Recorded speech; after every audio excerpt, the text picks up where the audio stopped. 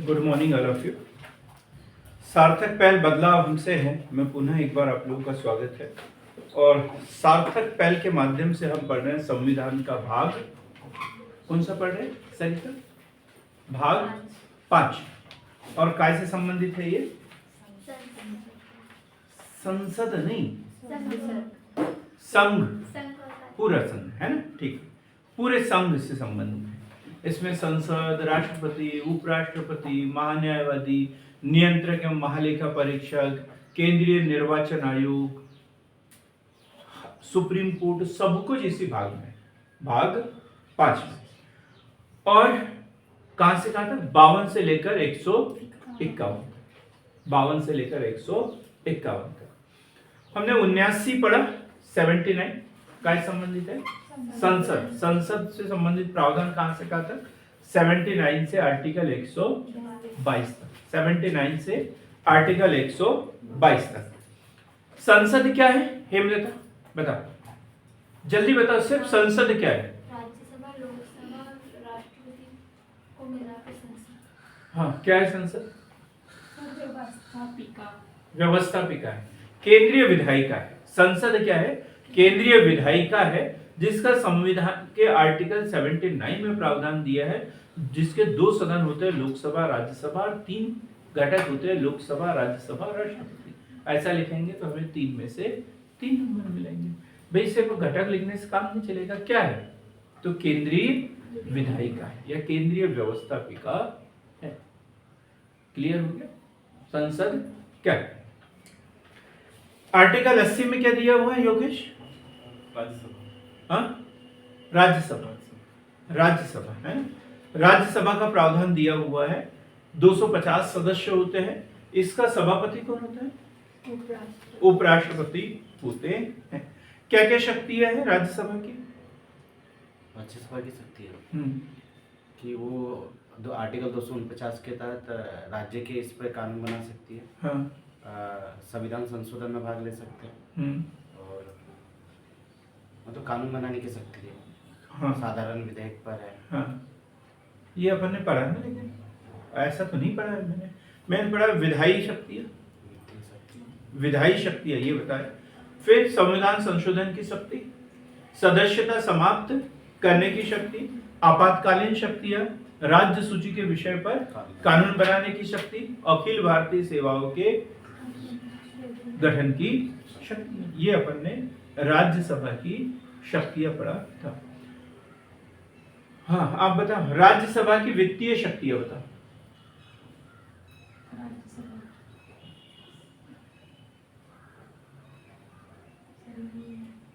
नहीं मालूम? हाँ, हेमलता आप बताओ। सर, धन विधेयक पर है।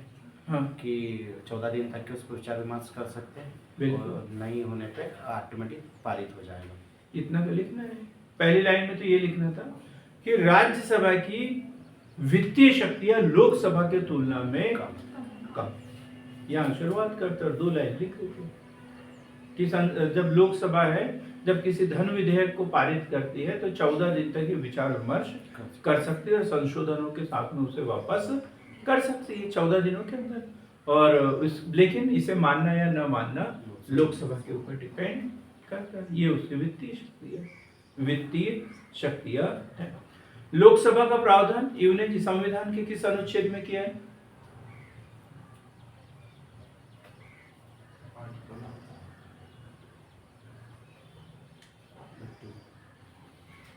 चरित्र 81 में किया। जोर से बोला कर, जोर से बोला कर। यहाँ पढ़ने के लिए आते हैं पर भंडारा करने के लिए थोड़ी आते हैं। 500 मैंने जितना पूछा मुझे सिर्फ उतना जवाब चाहिए,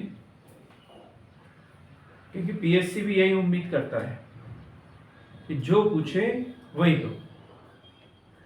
किसी महफिल में हम भाषण देने थोड़ी जा रहे हैं, पब्लिक बेवकूफ है और जो भी बोलेंगे वो सब सुनते जाएंगे। बिल्कुल नहीं। 4 बार परिसीमन हुआ है अभी तक। विजया जी बताओ, परिसीमन आयोग का अध्यक्ष कौन होता है? सर, इसका अध्यक्ष मुख्य निर्वाचन मुख्य निर्वाचन आयुक्त होता है। कितनी बार हुआ है अभी तक? 4 4 बार। कब कब हुआ है?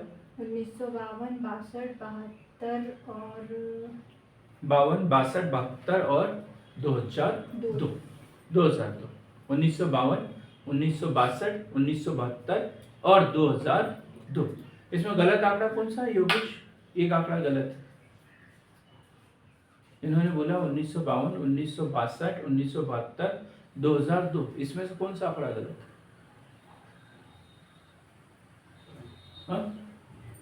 आपको पता है चारों साल इस समय परिसीमन हुआ था?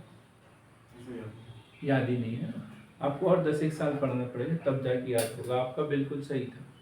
मैं तो चेक कर रहा था कि ये कितना पढ़ता है क्या। आर्टिकल 331 में क्या प्रावधान है हेमलता? लोकसभा में नहीं सर, लोकसभा में 2 एंग्लो इंडियन के लिए आरक्षण। लोकसभा में 2 एंग्लो इंडियन के लिए आरक्षण, लेकिन 104 में संविधान संशोधन द्वारा इसे समाप्त कर देगा। ये पूरा लिखेंगे, ऐसा नहीं कि 331 बोला तो इतना लिख के जयराम जी की बोल देंगे। पूरा लिखना पड़ेगा तब जाके 3 नंबर मिलेंगे। क्वेश्चन कुछ ऐसा होता है जिसका उत्तर हमें समझ में आता है, कुछ वो छुपा के रखते हैं जो आपसे पूछना चाहते हैं, और क्लियर कर दिया तो फिर वहां से क्वेश्चन खत्म हो जाता है, नहीं तो फिर दूसरा क्वेश्चन शुरू हो जाएगा। अब हम बात करते हैं निर्वाचक नामावली। निर्वाचक नामावली, प्रिया आप बताओ। 325 में सर, हाँ? आर्टिकल 325 325 में क्या है निर्वाचक नामावली? 18 वर्ष की आयु पूर्ण करने पर मतदाता सक्षम चुनाव। हाँ, कितने वर्षों में पुनरीक्षण होना चाहिए?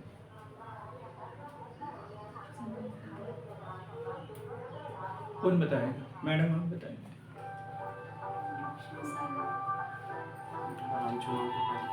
आम चुनाव के पहले, चुनाव के पहले पुनरीक्षण होना चाहिए। अभी तो हमेशा ही चलते रहता है, लेकिन नियम में क्या है? चुनाव के पहले, चुनाव के पहले उसका पुनरीक्षण होना अनिवार्य है। पुनरीक्षण में क्या होता है? जो मतदाता पहले से थे और उसका ट्रांसफर हो गया, चाहे जमीन पर ही एक स्थान से दूसरे स्थान पर हो गया या जमीन से ऊपर हो गया हो, तो उनका नाम वहां से हटाना है। और जो नए मतदाता शामिल हुए, जो 12 वर्ष के, 13 वर्ष के थे, वो 18 वर्ष के हो गए हैं, तो उनका नाम जोड़ना, उनका नाम जोड़ना। यही तो किया जाता है पुनरीक्षण। पुनरीक्षण में यही किया जाता है। लोकसभा की प्रथम महिला अध्यक्ष कौन थी? सरिता मीरा कुमार। बहुत बढ़िया।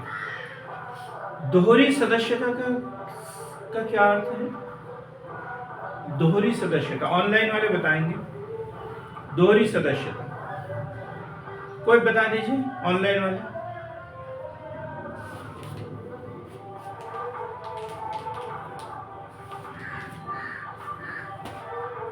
ऑनलाइन वाले कोई भी, हाँ बताओ।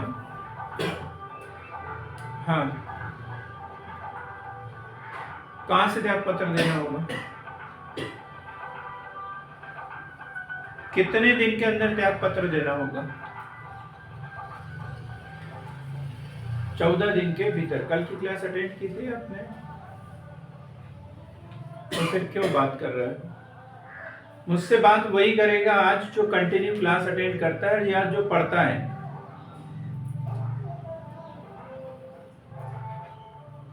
लोकसभा राज्यसभा दोनों सदनों का सदस्य है तो 10 दिवस के अंदर, 10 दिवस के अंदर उसे निर्णय लेना है कि किस सदन का उसे सदस्य बना रहना है, नहीं तो राज्यसभा की सदस्यता अपने आप ही समाप्त हो जाती है। क्लियर हो गया? उसी प्रकार यदि लोकसभा राज्य विधानसभा दोनों सदनों का वो सदस्य है, लोकसभा और राज्य विधानसभा दोनों सदनों का यदि लोकसभा का सदस्य है और वो राज्य विधानसभा का सदस्य निर्वाचित हो जाता है, तो उसे 14 दिन के अंदर किसी भी एक से त्यागपत्र देना होगा। किसी भी एक से त्यागपत्र देना होगा। किसका त्यागपत्र? यदि आप दोनों इसमें चुने गए तो आप किस पद से त्यागपत्र दोगे? लोकसभा सदस्य या राज्य विधानसभा सदस्य? किससे त्यागपत्र दोगे 14 दिन के अंदर? राज्य विधानसभा से। क्यों? और मैंने आपको ऑफर दे दिया कि आपको मुख्यमंत्री बना रहा हूं, तो फिर लोकसभा से देंगे ना, और फिर और दिक्कत हो जाएगी। नहीं तो 14 दिन के अंदर आपकी सदस्यता समाप्त हो जाएगी, इसलिए आपको त्वरित निर्णय लेना पड़ेगा। ये नहीं सोच सकते कि नहीं यार राज्य विधानसभा की सदस्यता अपने आप ही तो समाप्त हो जाएगी, लेकिन आपको पता हो कि विचार चल रहा है कि मुझे मुख्यमंत्री बना दिया जाए। तो मुख्यमंत्री बड़ा है या लोकसभा सदस्य? लोकसभा सदस्य भी बने रह सकते यदि आपको वहां ऑफर हो कि आपको गृह मंत्री बना देंगे, होम मिनिस्टर बना देंगे, फाइनेंस मिनिस्टर बना देंगे, तो वो भी बनते रहेंगे। ठीक, तो ये विचार विमर्श करने के लिए कितने दिन का समय है? 14 दिन का समय है। और 14 दिन के अंदर यदि हम कोई निर्णय नहीं लेते हैं तो फिर राज्य विधानसभा की सदस्यता अपने आप समाप्त हो जाती है। ये दोहरी सदस्यता के बारे में प्रावधान दिया हुआ है। पद रिक्ति अपन ने पढ़ा, पद रिक्ति कितने आधार पर पद रिक्त हो सकता है योगेश? हाँ, कौन कौन से?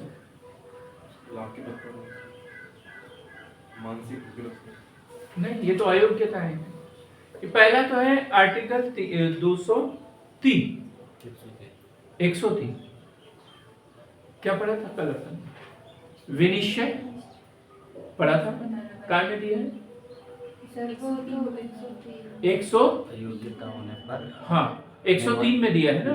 103 आर्टिकल 102 के तहत अयोग्य घोषित होने पर उसे बर्खास्त कर देंगे, या तो पीठासीन अधिकारी करेंगे या फिर राष्ट्रपति करेंगे। पीठासीन अधिकारी किस आधार पर करते हैं? दल बदल के आधार पर। राष्ट्रपति सर वो अन्य लाभ के पद से हाँ हो या ठीक, फिर लाभ के पद पर हो, जेल हो गई हो विदेश में कहीं पर, भारत का नागरिक न रहा हो, दिवालिया पागल घोषित कर दिया, इस आधार पर राष्ट्रपति, और दल बदल के आधार पर पीठासीन अधिकारी। अब राज्यसभा का सदस्य यदि दल बदल करके कहीं और चला गया तो उसे कौन बर्खास्त करेगा? उपसभापति, सभापति या उपराष्ट्रपति। सभापति बोलेंगे या फिर उपराष्ट्रपति बोलेंगे। सभापति है राज्यसभा के, लेकिन वैसे कौन है वो? उपराष्ट्रपति। संसद के कार्य, संसद के कार्य यह हमें पढ़ना है।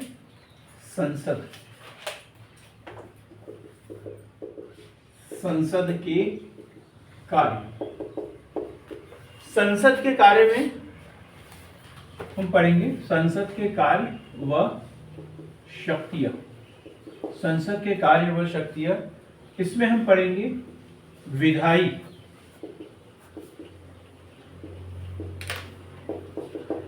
विधायी शक्तियां। कौन सी है? विधायी शक्ति। विधायी शक्तियों में क्या आएगा? कानून बनाने की शक्ति, कानून बनाने की शक्ति। चाहे नया कानून बनाना हो या फिर पुराने कानून में संशोधन करना हो, चाहे नया कानून बनाना हो या पुराने कानूनों में संशोधन करना हो, संविधान में संशोधन करना हो, ये पूरी शक्तियां किसको मिली है? संसद को मिली हुई है। और इससे संबंधित प्रावधान है अनुच्छेद 107 से 111 तक। अनुच्छेद 107 से अनुच्छेद 111 तक हम डिटेल में पढ़ेंगे। 107 भी पढ़ेंगे, 8 भी पढ़ेंगे, 9 भी पढ़ेंगे, 10 भी पढ़ेंगे, 11 भी पढ़ेंगे। लेकिन अभी सिर्फ संसद के कार्य में पढ़ रहे हैं, संसद की शक्तियां पढ़ रहे हैं। तो कानून बनाने की शक्ति, साधारण विधेयक, जैसे धन विधेयक, धन विधेयक को परिभाषित किस आर्टिकल में किया है? 110, 110 में। वित्त विधेयक 114 और 117, 114, 117। तो अलग अलग इसमें आर्टिकल में दिया हुआ है, उसे डिटेल में पढ़ेंगे। दूसरा है कार्यकारी शक्तियां, कार्यकारी शक्तियां। कार्यकारी शक्तियां क्या होती है? कार्यकारी शक्तियां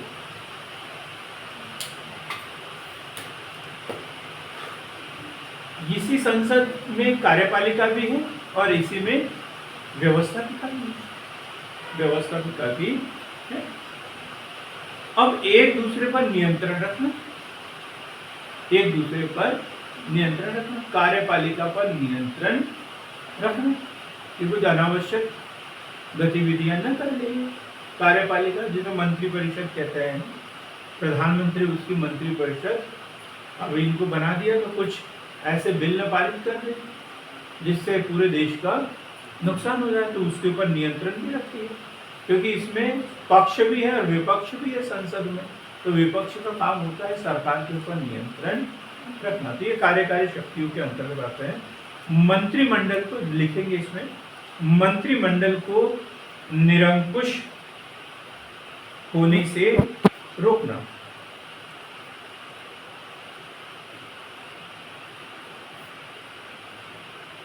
निरंकुश होने से रोकना, निरंकुश होने से रोकना। कैसे? अविश्वास प्रस्ताव पारित करके,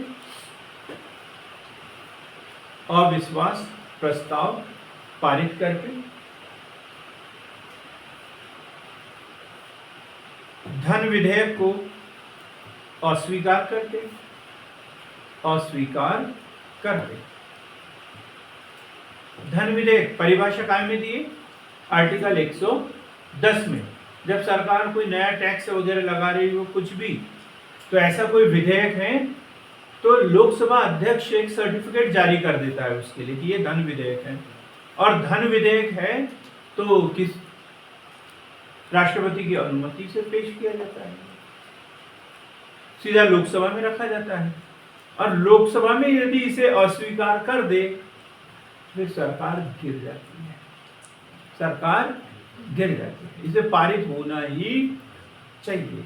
यदि इसे लोकसभा में अस्वीकार कर दिया मतलब सरकार के ऊपर ये माना जाएगा कि अविश्वास प्रस्ताव पारित हो गया है, सरकार गिर गई।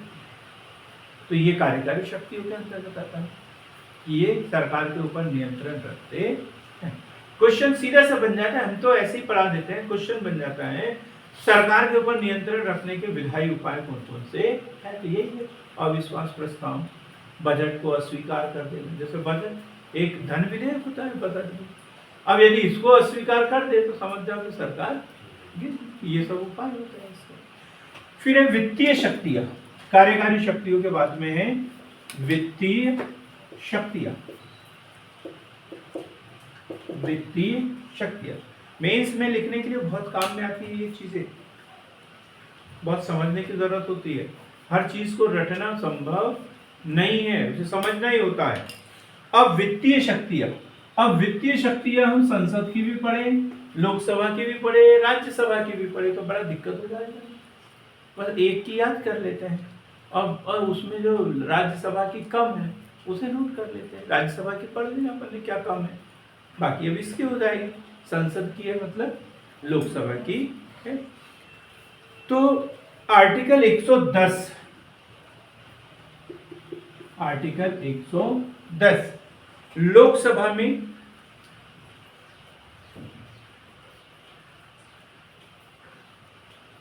धन विधेयक प्रस्तुत किया जाता है। धन विधेयक है या नहीं है इसका निर्णय कौन करता है?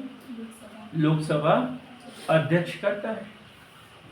धन विधेयक की परिभाषा भी इसी में, सब कुछ इसी में। आर्टिकल 110, आर्टिकल 109 में भी इसी से संबंधित लिखा हुआ है। आर्टिकल 109 क्या लिखा है? 14 दिन के अंदर राज्यसभा यदि इसके ऊपर विचार विमर्श नहीं करती है तो स्वतः ही पारित माना जाएगा, स्वतः ही पारित माना जाएगा, स्वतः ही पारित माना जाएगा। आर्टिकल 109 ऐसा नहीं सिर्फ इतना सा लिखा है आर्टिकल 109 में, हम वित्तीय शक्तियां पढ़ रहे हैं इसलिए इसमें पढ़ रहे हैं। आर्टिकल 112,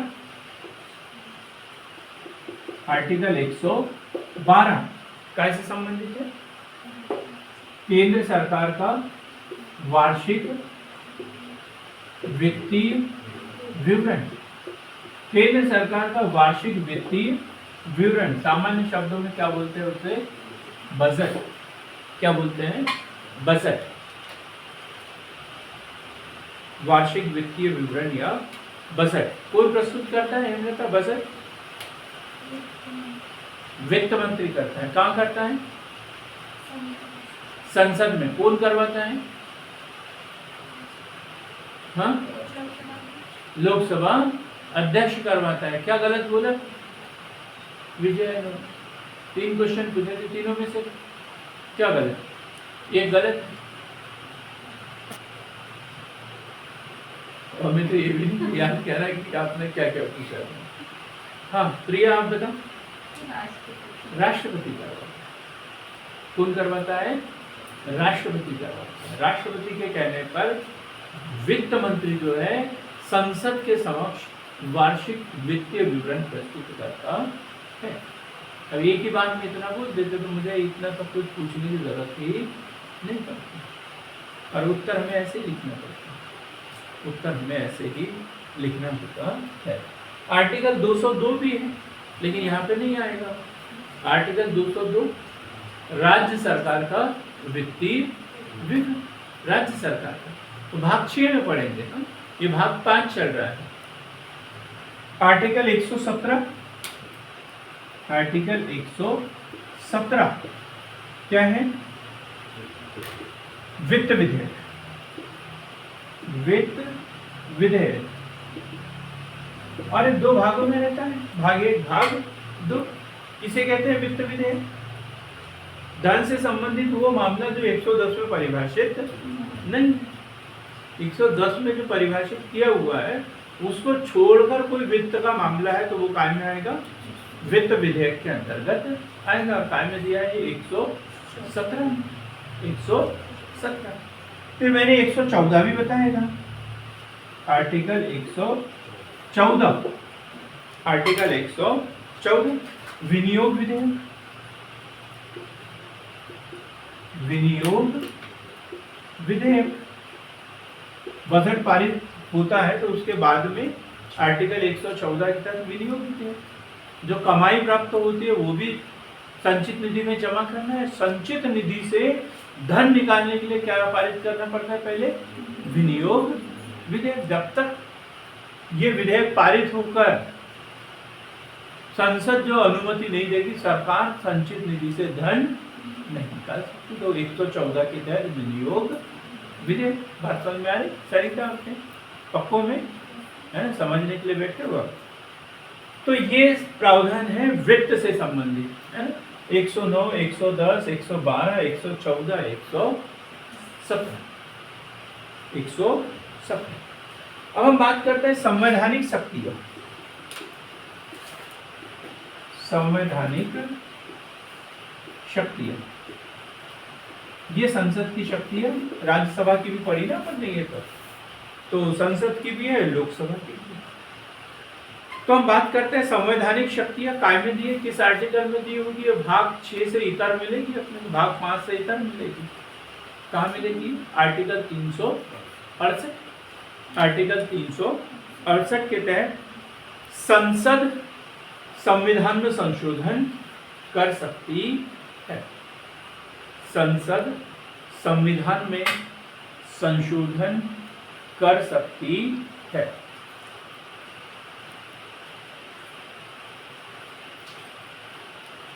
और यही एक मामला है जिसमें राज्यसभा और लोकसभा दोनों बरोबर है। क्यों बरोबर है? अब जैसे साधारण विधेयक के मामले में होता क्या है, लोकसभा पारित कर देती है और राज्यसभा उस पर आपत्ति लगा देती है। तो आर्टिकल 108 के तहत क्या होता है? राष्ट्रपति संयुक्त अधिवेशन बुला लेते हैं। ठीक है। अब राज्यसभा के 250 सदस्य, लोकसभा के 545 सदस्य एक साथ बुलाया जाए, बोले हाथ खड़ा करो तो कौन जीतेगा? लोकसभा ही जीतेगी, स्वाभाविक सी बात है। लेकिन इसमें क्या है, दोनों सदनों को पृथक पृथक पारित करना होता है और आर्टिकल 108 के तहत संयुक्त अधिवेशन का प्रावधान नहीं, इसलिए इसमें दोनों की शक्तियां कैसी है? बराबर है, राज्यसभा की भी और लोकसभा। आर्टिकल 368 संविधान संशोधन की शक्ति किसके पास में? संसद के पास में है। अब न्यायिक शक्तियां, न्यायिक शक्तियां, अब सोच रहे होंगे न्यायपालिका तो अलग है, तो संसद को कैसे शक्ति दी है? न्यायपालिका संसद का अंग भी नहीं है, संसद का अंग भी नहीं है, तो फिर कैसे इनको शक्तियां दे दी? तो आर्टिकल 61 राष्ट्रपति पर महाभियोग, राष्ट्रपति पर महाभियोग ये न्याय कर रहे थे कि राष्ट्रपति रहेगा या नहीं। निर्वाचन करना, निर्वाचन करना जैसे किस किस के निर्वाचन में भाग लेते हैं? राष्ट्रपति, उपराष्ट्रपति, लोकसभा का अध्यक्ष, राज्यसभा का उपसभापति, उसका अध्यक्ष मत कर देना, चलिए उसके अध्यक्ष का निर्वाचन ही नियुक्ति होती है, ठीक है। राज्यसभा के उपसभापति, नहीं तो ये क्वेश्चन बन जाए और यही गलत करके आ जाए। अभी शांतनु जी ने बताया भी था कि हम क्वेश्चन को अच्छे से पढ़ते नहीं है और सरल से क्वेश्चन का आंसर हम गलत करके आ जाते हैं। कौन है राज्यसभा के सभापति? कौन है? हाँ, क्या क्वेश्चन पूछा मैंने? राज्यसभा के सभापति कौन? जगदीप धनखड़। आपने क्या बोला? क्वेश्चन को ध्यान से सुनो ना। और उपसभापति कौन है? हरिवंश नारायण सिंह। उपसभापति है हरिवंश नारायण सिंह। अब ये जो अब ये शक्तियां पढ़ ली तो संसद की शक्तियां ये है, और भी ढेर सारी हैं। अब सबसे पहली वाली लेते हैं हम, विधायी शक्ति। विधायी शक्ति, विधायी शक्ति में क्या होता है? विधेयक पारित करने की शक्ति, अर्थात कानून बनाने की शक्ति। कानून कब बनता है? जब कोई विधेयक पारित होकर राष्ट्रपति महोदय जी के हस्ताक्षर हो जाते हैं तो वो विधेयक अब क्या बन जाएगा? कानून बन जाएगा, कानून बन जाता है। तो विधेयक की बात करें, हम बिल की बात करें, विधेयक क्वेश्चन बना था एक बार, सिर्फ इतना सा पूछ लिया, विधेयक किसे कहते हैं? किसे कहते हैं विधेयक? विधेयक किसे कहते हैं?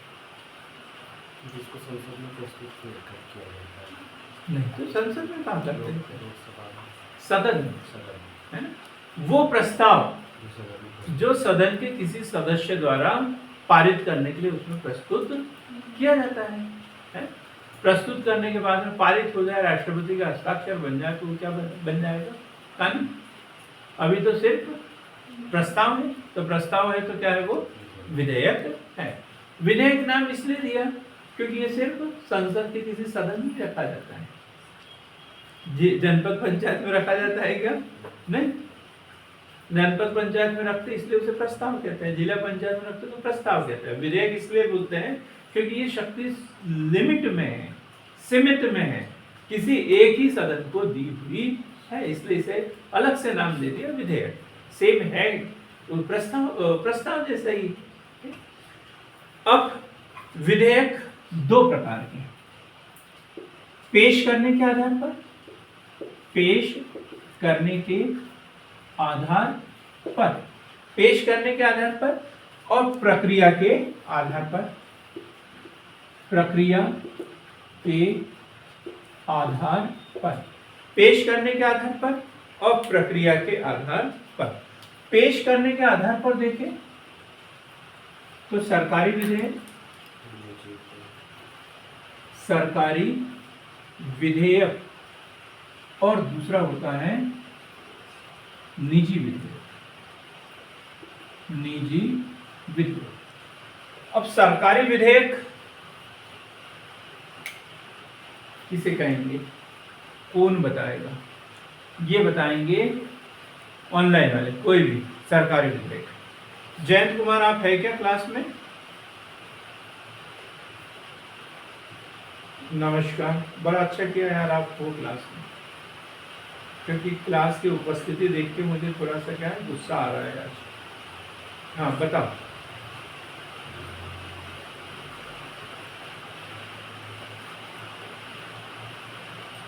बिल्कुल सर। हाँ ठीक। आपका उत्तर बिल्कुल सही। आप लोगों में से बताओ।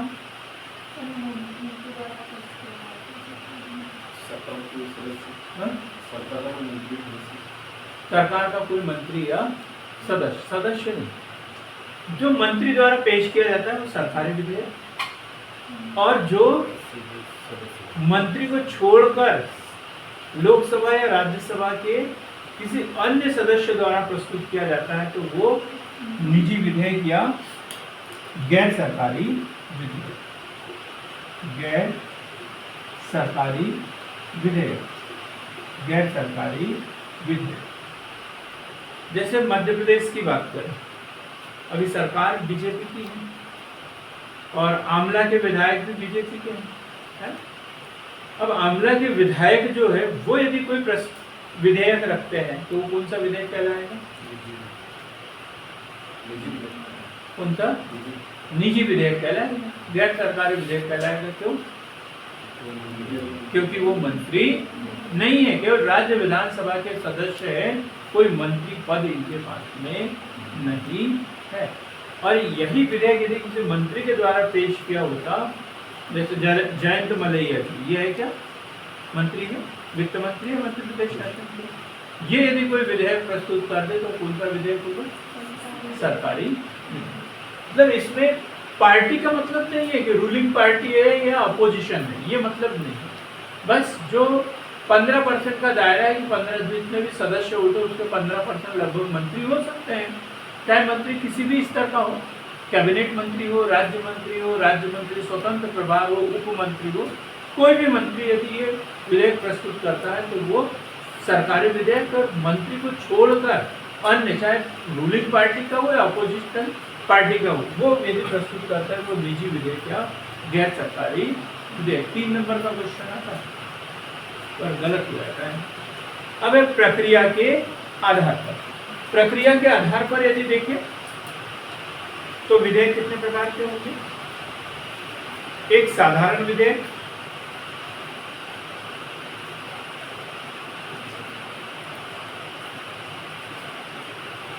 दूसरा संविधान संशोधन विधेयक, तीसरा धन विधेयक,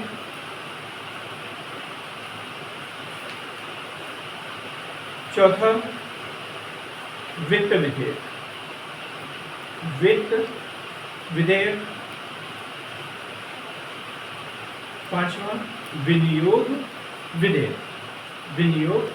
सब पढ़े दिए पर कोई मतलब नहीं है इसमें, ये 2 पढ़ लिए पढ़ने। एक संविधान संशोधन विधेयक, और दूसरी कैटेगरी में ये 4-5 एक साथ आएंगे। दूसरी कैटेगरी में संविधान संशोधन विधेयक, और इसे आम विधेयक बोल सकते हैं, और ये 4-5 एक साथ में आ जाएंगे। अब साधारण विधेयक की बात करें, थोड़ा शॉर्ट में पढ़ेंगे।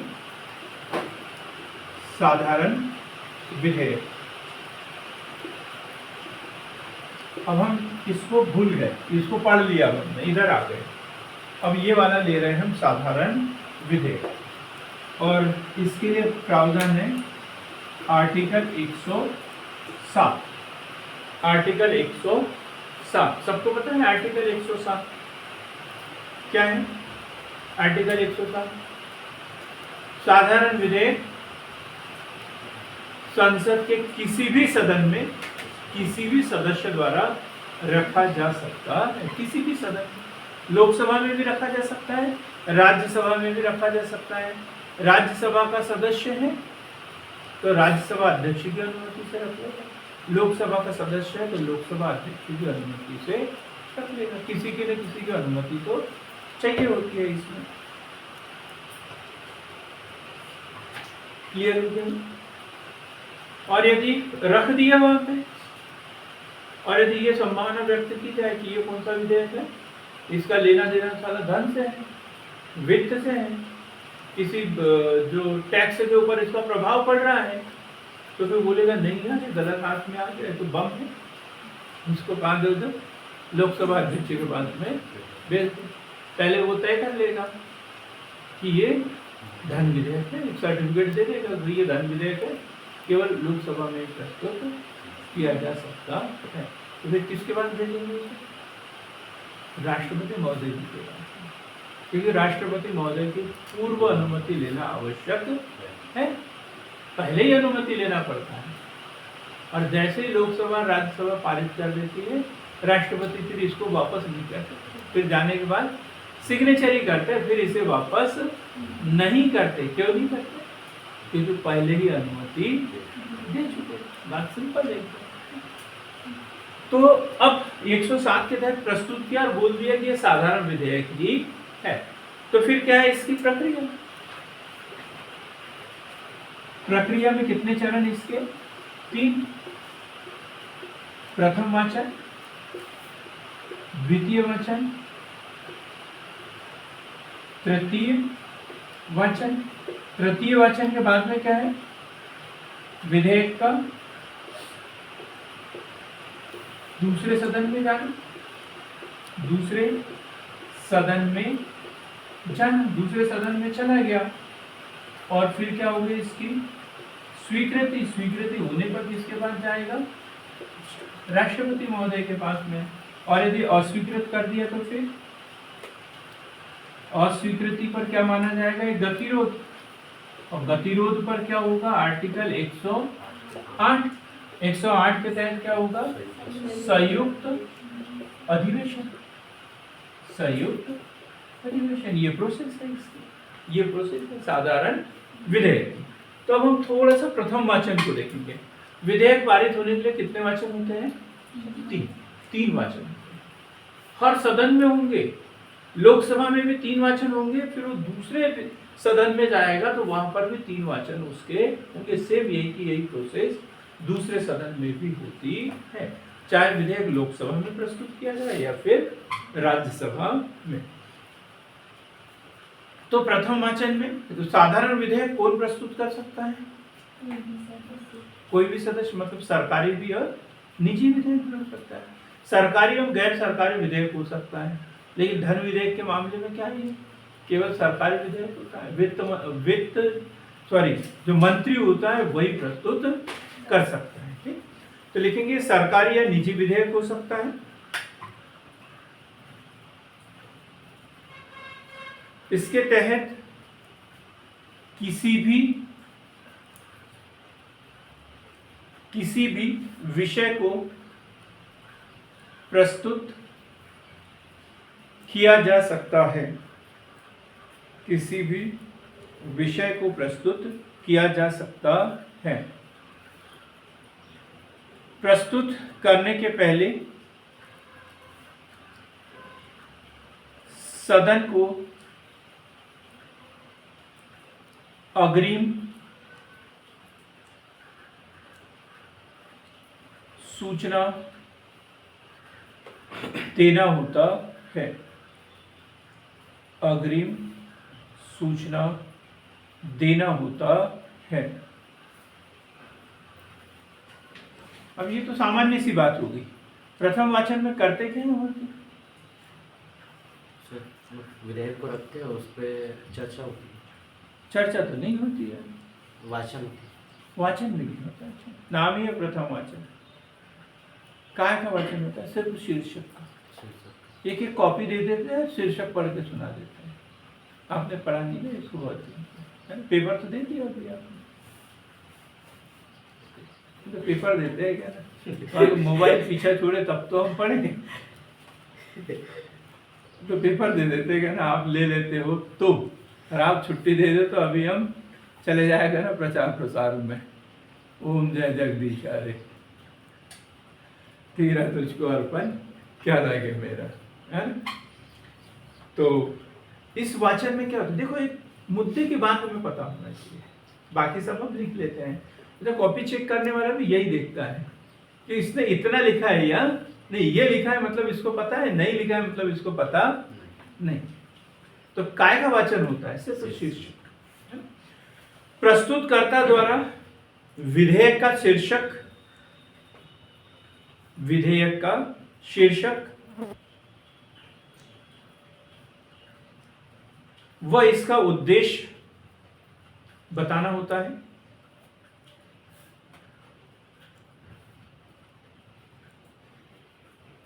विधेयक की, अगला जो पॉइंट है इसमें, इसी में लिखना है, विधेयक की एक एक प्रति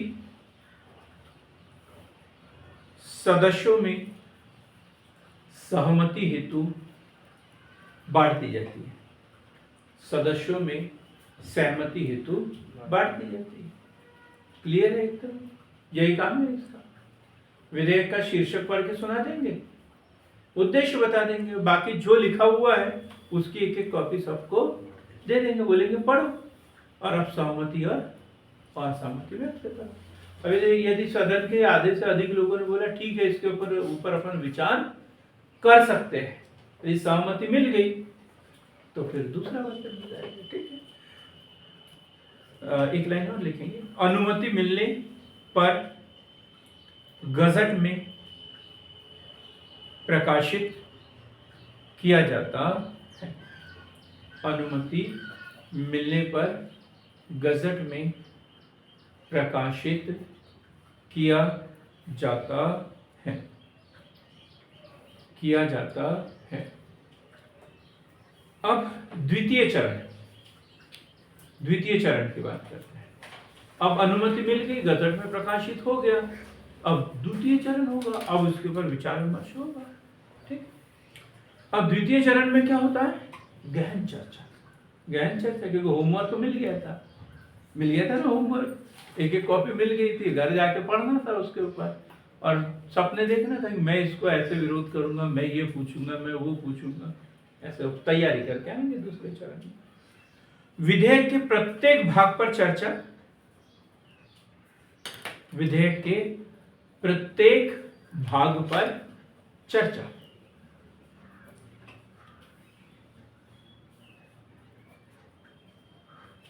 साधारण बहस, कॉमा लगा के लिखना पड़ेगा, साधारण बहस की अवस्था क्या होगा अब इसमें, द्वितीय वचन में।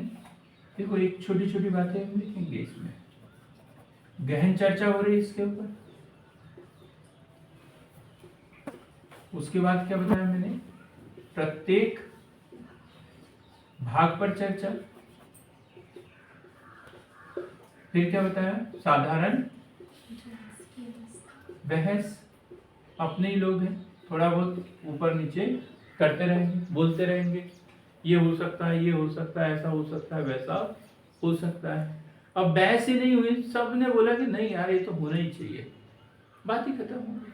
अब बहस हो गई, कभी कभी अपने ही लोग विरोध करने लग जाते हैं, फिर क्या करेंगे, मामा को बुलाते हैं, जिया जी को बुला लेते, बोलते अब वो जो बोल देंगे उसको, उनको अपन मान दे देते हैं, वो जो बोल देंगे उनका कहना मान लेंगे, सब लोग मान लेंगे। तो अब क्या करेंगे अमर जी, किसको बुलाएंगे यहाँ पे, नहीं जी, अरे छोटी छोटी बात के लिए तलवार ही निकालते हो वहां पे एकदम, ये तो कोई बात नहीं हुई। हाँ नहीं तो एक साथ ये स्पेशल लोग, विशेषज्ञ समिति पढ़ा ना आपने, एक विशेषज्ञ समिति, जिसे कौन सी समिति बोलते हैं, लोकलेखा समिति, नहीं, संसदीय समिति, बिल्कुल नहीं, बिल्कुल नहीं। अब पर्यावरण से संबंधित मामला है तो पर्यावरण के विशेषज्ञ लोगों की एक समिति गठित कर देते हैं। ऐसी कौन सी समिति, जिसे कुछ समय के लिए गठित किया जाता है, तदर्थ समिति गठित करेंगे वहाँ पे, है? तो विशेषज्ञ समिति को भेजा जाएगा, भाई जिस विषय से संबंधित मामला है उसके विशेषज्ञ लोगों की एक समिति बना देंगे, बोलेंगे भाई आप विचार विमर्श करके बताओ और अपनी रिपोर्ट दो, ये होगा ना उसमें, बात क्लियर होगा नहीं होगा। अब कोई जीएसटी से संबंधित मामला है तो सीए वगैरह पैनल जो बैठे ऐसे लोगों को बैठा देंगे उसमें। तो तीसरा अगला जो होगा उसमें सामान्य प्रवर समिति को सौंपना। सामान्य प्रवर समिति को सौंपना, एक समिति को दे देंगे, एक समिति बना देंगे कि अब आप इसके ऊपर गहन विचार विमर्श और जानकारी कलेक्ट करो कि ये सही भी है या नहीं। अब जब सामान्य प्रवर समिति या संयुक्त प्रवर समिति ऐसे कोई रिपोर्ट वगैरह दे देगी, अब उस रिपोर्ट के आधार पर फिर विचार होगा और फिर क्या होगी, वोटिंग। फिर क्या होगी, वोटिंग। एक बार यहाँ पर वोटिंग होगी और स्वीकृति या अस्वीकृति हेतु भेज दिया जाएगा उसको। अब तृतीय चरण में क्या होगा, अब प्रवर समिति ने तो कर दिया, वोटिंग सब कुछ हो गया। अब लाएंगे पूरे सदस्यों के सामने, अब सदन बैठेगा पूरा का पूरा। लोकसभा है तो 545, राज्यसभा है तो 245। वो पूरे सदस्य बैठेंगे अपने अपने इसमें और फिर से ये पूरा पढ़ के सुनाएंगे और बोलेंगे प्रवर समिति की रिपोर्ट आ गई, ये सब कुछ आ गई, ये बातें हैं, ये पॉजिटिव पॉइंट निकले, ये नेगेटिव पॉइंट निकले हैं, अब आप बताएं ये पारित करते हैं या नहीं। अब अंतिम रूप से वोटिंग काय में होगी, तृतीय वाचन में। और यदि बहुमत से पारित कर दिया तो पारित हो जाएगा और विधेयक कहां से जाएगा, दूसरे सदन में, नहीं तो फिर वहीं पर खारिज। क्लियर हो गया है। प्रथम चरण में बहस 3 चरणों में होता है, प्रथम वाचन, द्वितीय वाचन, तृतीय वाचन। तृतीय वाचन में स्वीकृत होता है तो विधेयक दूसरे चरण में जाता है, दूसरे सदन में जाता है। अब दूसरे चरण में जाना लोकसभा का राज्यसभा में, और राज्यसभा से पारित हुआ है तो वो लोकसभा में जाएगा। वहां पर भी वही अवस्था होगी पूरी, प्रथम वाचन, द्वितीय वाचन, तृतीय वाचन। पांचवी अवस्था 107 पढ़ लिया अपन ने, काय से संबंधित, विधेयक का सदन में रखना। 108 संयुक्त अधिवेशन। 109 धन विधेयक के मामले में, धन विधेयक के मामले की राज्यसभा 14 दिन से अधिक लगाते तो स्वतः ही पारित माना जाएगा। 110 धन विधेयक की परिभाषा। 111 वीटो पावर, राष्ट्रपति के लिए के पास भेजा जाना। अब यहाँ थोड़ा सा समझ लेते हैं, है? अब पहले सदन ने पारित कर दिया, साधारण विधेयक है, और दूसरे सदन ने उसके ऊपर आपत्ति लगा दी, गतिरोध हो गया, तो अभी कहाँ जाएंगे, राष्ट्रपति के पास। और राष्ट्रपति जो है आर्टिकल 108 के तहत संयुक्त अधिवेशन आमंत्रित करेगा। कौन बुलाता है, यहाँ क्वेश्चन है। अध्यक्षता कौन करता है इसकी, लोकसभा अध्यक्ष। कौन करता है, लोकसभा। बुलाता कौन है, राष्ट्रपति। संयुक्त अधिवेशन की अध्यक्षता कौन करता है, लोकसभा अध्यक्ष। और वहां पर बहुमत के आधार पर निर्णय। अब तो हाथ ही खड़े कर देते हैं, सीधे काउंटिंग कर लेते हैं, बस कोई लिखित विचार नहीं, कोई कुछ नहीं, हाथ खड़े कर दो, ओपन एकदम, तो भी काम चल जाता है। अभी हुआ था ना पिछले साल, 6 महीने पहले ऐसा कोई मामला आया था, हाथ खड़े करके ही स्वीकृति दे दी। क्लियर हो गया। अब ये गतिरोध हुआ ही नहीं, 108 की जरूरत ही नहीं पड़ी। अब कहाँ चला गया, आर्टिकल 111 के तहत राष्ट्रपति के पास में स्वीकृति हेतु। मामला कौन सा है, साधारण विधेयक का है। राष्ट्रपति से पहले पूछा था क्या हमने, नहीं, राष्ट्रपति से पहले हमने पूछा नहीं, और पूरी प्रक्रिया पारित करके लेकर चले गए। तो बोलेंगे कि मेरे से तो पूछा ही नहीं, तो अब कुछ तो बताना पड़ेगा। तो उनके पास में वीटो पावर क्या होता है, वीटो पावर राष्ट्रपति की शक्तियां है, विधायी शक्तियां बोलते हैं। वीटो पावर क्या है, तो राष्ट्रपति की विधायी शक्तियां। आर्टिकल 111 के तहत जब कोई साधारण विधेयक संसद से पारित होकर या लोकसभा और राज्यसभा से पारित होकर राष्ट्रपति के पास में जाता है, तो या तो वो स्वीकृत कर सकता है या वापस पुनर्विचार के लिए भेज सकता है, या संशोधन करने के लिए भेज सकता है, या नहीं भेज सकता, अपने पास ही रख सकता है। तो ये जो अपने पास में रखने की जो शक्तियां है वो क्या है, वीटो पावर है, राष्ट्रपति का विशेषाधिकार बोलते हैं इसे, ठीक। तो ये काम में दिया आर्टिकल 111 के तहत, आर्टिकल 111 के तहत। क्लियर हो गया? राष्ट्रपति की शक्ति हम अलग से भी पढ़ेंगे, अभी तो हमने सिर्फ साधारण विधेयक पारित होने की प्रक्रिया। कोई विधेयक कानून कब बन जाता है? यदि कोई इतना सा क्वेश्चन आता है, कोई विधेयक कानून कब बन जाता है? 3 नंबर का क्वेश्चन है। हमें पता है, क्या पता है? जब विधेयक पर राष्ट्रपति महोदय जी के सिग्नेचर हो जाते हैं तो कानून बन जाता है, सबको पता है। ये 6वीं क्लास में थे तब भी पता होगा। वे एमपीपीएससी क्यों पूछ रहा है आपसे? क्यों पूछ रहा है? यूनिट बोला आपने तो डांट दिया, अब हम तो कुछ बोलेंगे नहीं, है ना। बात वो नहीं है, मैं चेक करते रहता हूँ बच्चे पढ़ रहे हैं या बताएं।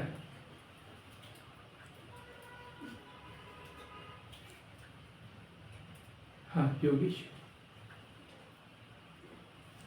क्योंकि इसमें स्पष्ट लिखना पड़ेगा, जब अनुच्छेद 107 के तहत लोकसभा या राज्यसभा, लोकसभा और राज्यसभा कोई विधेयक पारित करके भेज देती है और राष्ट्रपति महोदय आर्टिकल 111 के तहत उसे स्वीकृत कर देते हैं, तब वो कानून बनता है। ये लिखने की आशा के साथ में उन्होंने पूछा था। ऐसा नहीं कि राष्ट्रपति के सिग्नेचर होने के बाद, तो फिर तो एक ही नंबर मिलेगा, आपको 3 नंबर चाहिए। स्वीकृत करेगा तो आर्टिकल 111 की जरूरत नहीं पड़ेगी।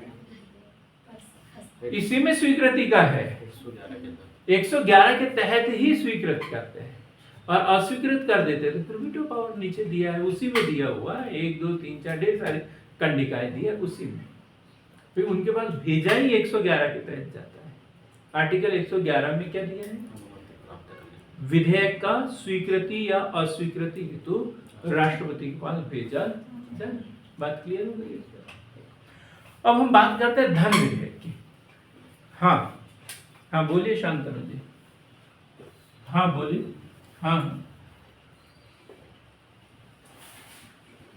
हाँ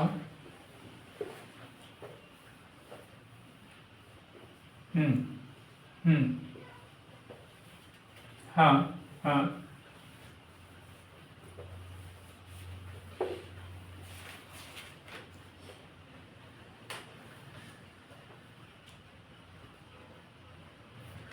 देखो, जैसे ही राष्ट्रपति महोदय जी के हस्ताक्षर हो जाते हैं उसे गजट में प्रस्तुत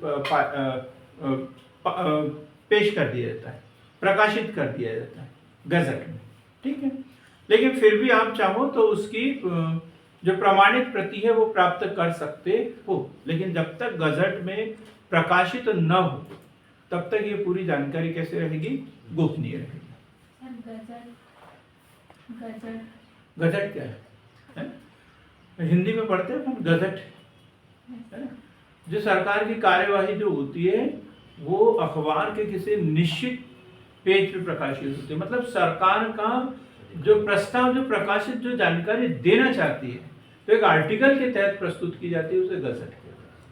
उसे गजट कहते हैं। सरकार की पूरी जो जानकारी है वो प्रस्तुत किया जाता है। तो एक तरीके के सरकारी विज्ञापन बोल सकते हैं जो लोगों को बताना चाहते हैं। हिंदी में और बेहतर तरीके से पढ़ते हैं, हम उसे पढ़ लेंगे। अब बात कर रहे हैं धन विधेयक। धन विधेयक, कुछ बातें हमने पढ़ ली इसके विषय में। धन विधेयक हम माना कि हमने बहुत पढ़ लिया है इस विषय में, फिर भी जब यहाँ पढ़ते हैं तो कुछ न कुछ तो हमें सीखने को मिलेगा, कुछ न कुछ तो सीखने को मिलेगा। जैसे धन विधेयक, आर्टिकल 109 पढ़ा अपन ने इसके संबंध में, आर्टिकल 110 पढ़ा अपन धन विधेयक के संबंध में, आर्टिकल 109 राज्यसभा की धन विधेयक के संबंध में शक्ति अल्प है, केवल 14 दिन तक विचार कर सकती है, और 14 दिन तक यदि कोई वो अपना वापस ना करे तो स्वयं ही पारित माना जाता है। ये काय में दिया? आर्टिकल 109। आर्टिकल 110 में धन विधेयक की परिभाषा, कौन बताएगा? लोकसभा अध्यक्ष बताएगा। राष्ट्रपति की पूर्व अनुमति लेना है इसे प्रस्तुत करने के लिए। साथ ही ये केवल मंत्री द्वारा ही प्रस्तुत किया जाता है, ये सरकारी विधेयक ही होता है, कोई भी प्रस्तुत नहीं कर सकता है। क्लियर हो गई? अब क्या प्रावधान है? कौन सा विधेयक धन विधेयक होगा? तो इसकी कुछ कंडीशन दी है और वो काम में दी है आर्टिकल 110 में। इसे नोट करेंगे, आर्टिकल 110 में दिया है कौन सा विधेयक धन विधेयक होगा। इसकी बातें लिखी हुई है। कर लगाना, कर कम करना या बढ़ाना,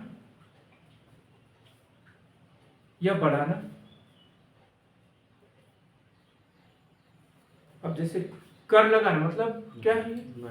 नया कर लगाना जो अभी तक नहीं लग रहा था, अब लगा रहे हैं। जैसे जीएसटी नया कर ही था, पहले ढेर सारे कर थे लेकिन ये नए तरीके से लगाया था। कर कम करना, किसी कर की दर को कम कर देना या बढ़ा देना। उसे नियमित करना, क्या मतलब उसको नियमित करना? कोई कर अस्थायी रूप से लगाया था, अब बोलना है कि अब ये हमेशा ही लगेगा, तो उसे नियमित कर देना, नियमित करना। या उसमें परिवर्तन करना, या उसमें परिवर्तन करना मतलब उसका रूप बदल देना, राज्य सरकार का केंद्र सरकार को दे देना, कि राज्य सरकार का स्थानीय निकाय को दे देना, ऐसा उसका उसमें परिवर्तन करना। इससे संबंधित कोई भी विधेयक होगा किस श्रेणी में आएगा? धन विधेयक की श्रेणी में आएगा। दूसरी कंडिका में क्या दिया है? बहुत ही महत्वपूर्ण विधेयक टॉपिक है ये, एग्जाम में क्वेश्चन पूछा ही जाता है, चाहे पॉलिटिकल साइंस वाले पार्ट में पूछ ले या इकोनॉमिक्स वाले पार्ट में पूछ ले, लेकिन पूछा जाता है। भारत सरकार द्वारा कोई ऋण लेना, ये भी धन विधेयक है। भारत सरकार के द्वारा कोई ऋण लेना या उसे नियमित करना या कोई आर्थिक भाग में कोई परिवर्तन करना,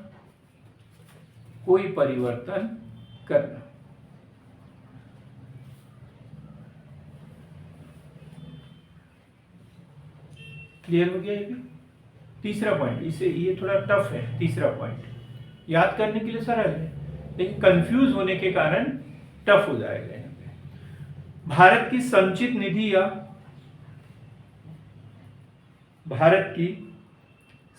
निधि या आकस्मिक निधि में कोई धन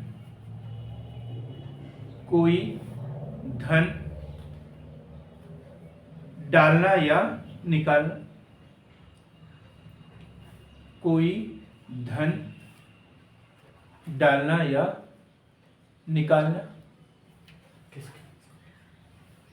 कौन सी वाली है इसमें? कोई धन डालना या निकालना। नीचे। अब यहाँ क्या क्वेश्चन है? भारत की संचित निधि या आकस्मिक निधि में कोई धन डालना या निकालना। बता दो, मैं लोअर में हूं। अब ये विधेयक संचित निधि से धन निकालने के लिए तो विनियोग विधेयक पढ़ा है ना, विनियोग विधेयक पढ़ा ना, फिर इसमें फिर ये धन विधेयक कैसे हो गया? धन विधेयक कैसे हो गया? हिमनेता कुछ आया पल्ले पड़ा दिमाग में? विनियोग विधेयक भी बरसात से संबंधित है। हाँ। तो कर से ही वो ये बनता है संचित निधि। हाँ। जमा होता है पैसा कर से। हाँ। बात ये है, ये हमेशा के लिए संविधान में संशोधन से संबंधित है और वो क्या डेली वाला है, मैन्युफैक्चरिंग टाइप विनियोग विधेयक। अब इसमें क्या है, जैसा कोई धन ऐसा आ रहा है जो संचित निधि में नहीं जाता, अब इसमें प्रावधान कर दिया जाएगा कि ये राशि जो आएगी ये संचित निधि में जाएगी। जैसे पीएम केयर फंड। अब वो राशि जो है वो संचित निधि में है क्या? नहीं है। अब वो यदि पारित कर दे, एक विधेयक पारित कर दे कि ये राशि पूरी कहाँ जाएगी? संचित निधि में, तो ये कौन सा विधेयक कहलाएगा? धन विधेयक। ठीक है, धन विधेयक कि अब जितनी भी बार राशि आएगी उस फंड में वो कहाँ जाएगी? जितनी भी जमा होगी उतनी पीएम केयर फंड की राशि जो है वो संचित निधि में जाएगी।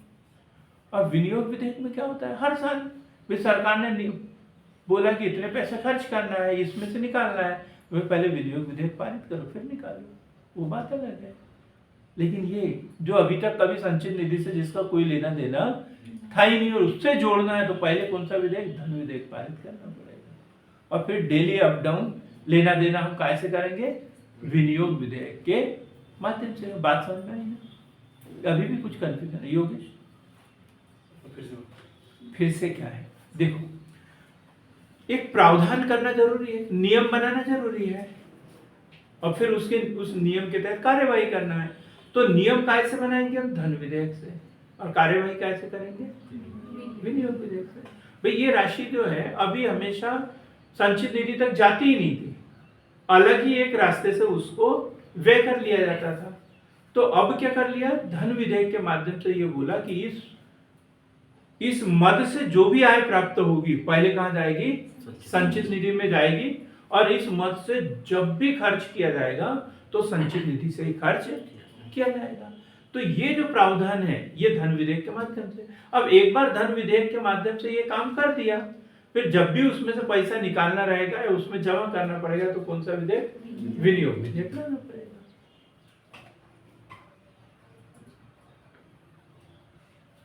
फ्रेंड अंजू दीदी काटती है, कोई दिक्कत नहीं, क्लियर हो गया? तो इसमें क्या बोला है? भारत की संचित निधि या आकस्मिक निधि में कोई धन डालना है या निकालना है, एक प्रावधान करना हो, नई कोई मद संचित निधि से जोड़ना हो, तो उसके लिए क्या आएगा? धन विधेयक। और एक बार वो धन विधेयक ने उसमें बोल दिया तो फिर अब जब भी पैसे निकालना होगा विनियोग विधेयक पारित करके पैसे निकाल लेते जाएंगे। चौथा, भारत की जमा पूंजी में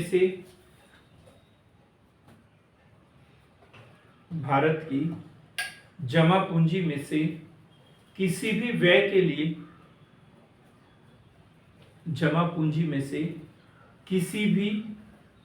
लिए धन दिए जाने की घोषणा करना या ऐसे व्यय को बढ़ाना,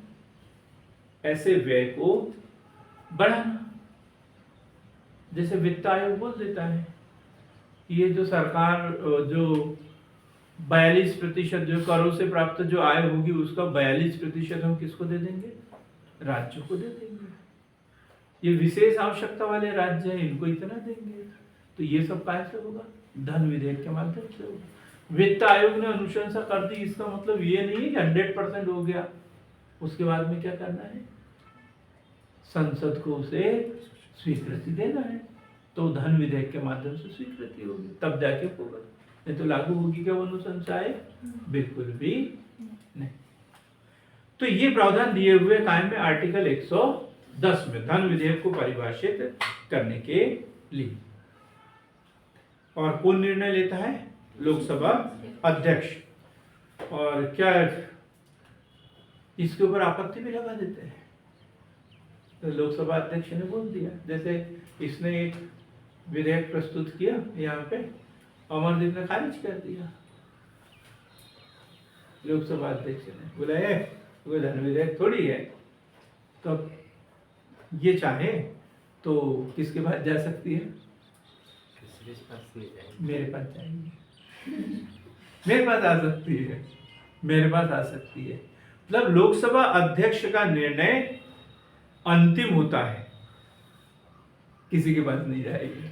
बिल्कुल सही बोल रहे हैं, बिल्कुल सही बोल रहे हैं। थोड़ा सा कंफ्यूज हो गया था मैं कि लोकसभा अध्यक्ष का निर्णय जो होगा वो अंतिम होगा। राष्ट्रपति महोदय भी या न्यायालय भी इस निर्णय को बदल नहीं सकता है।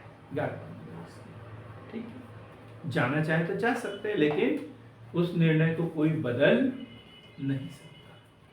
क्लियर होगी बात एकदम, कि लोकसभा अध्यक्ष का जो निर्णय होगा वो अंतिम होगा, राष्ट्रपति महोदय या अन्य कोई न्यायालयीन शक्ति भी उसे बदल नहीं सकती। ठीक, अब धन विधेयक के बारे में कुछ सामान्य सी बातें जो सबको पता है।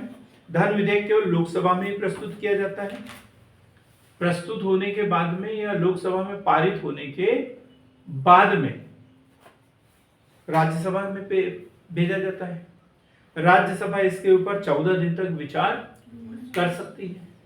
14 दिन के अंदर या तो जैसा का वैसा वापस कर दे या कुछ संशोधनों के साथ में भी वापस कर सकती है।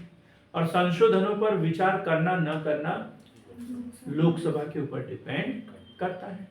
और 14 दिनों के अंदर वापस न किया जाए तो आर्टिकल 109 के तहत स्वतः ही पारित मान लिया जाता है। तो आर्टिकल 109 लिखना पड़ेगा।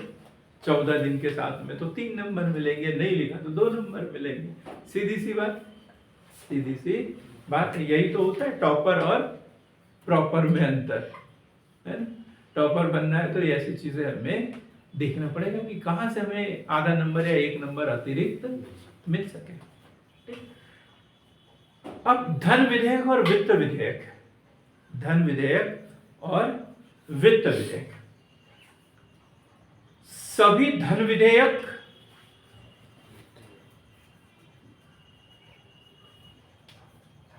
क्या होते हैं?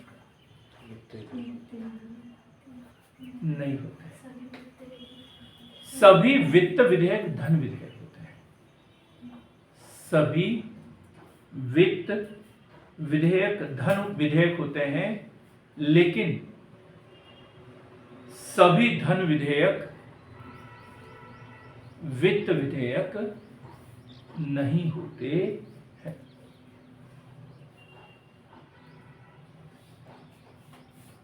इसमें दायरा किसका बड़ा है? धन विधेयक का। लिखा है कि सभी वित्त विधेयक, जितने भी वित्त विधेयक हैं वो क्या चीज है? धन विधेयक है। लेकिन सभी धन विधेयक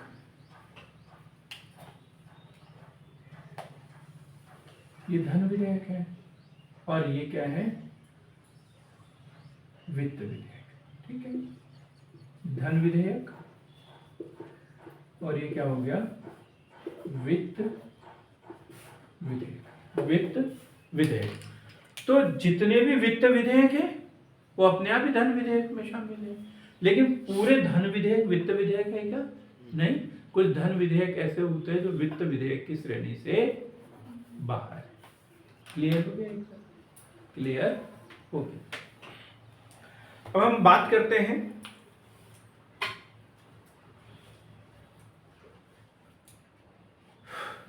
वित्त विधेयक के। वित्त विधेयक आर्टिकल 117(1) और आर्टिकल 117(3). आर्टिकल 117(3). आर्टिकल 117(2) जो है वो शामिल नहीं है, उसे शून्य घोषित कर दिया है। तो आर्टिकल 117(1) के तहत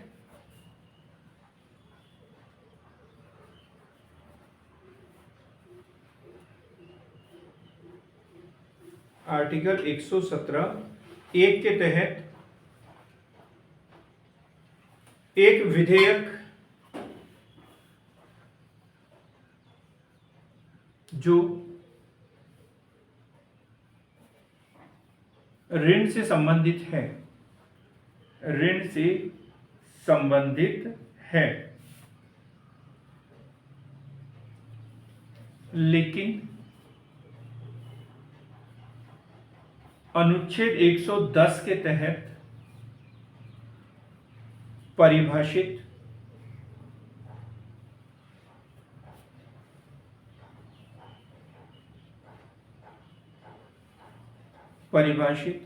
धन विधेयक से भिन्न हो। भिन्न हो। 110 के तहत परिभाषित धन विधेयक से भिन्न हो।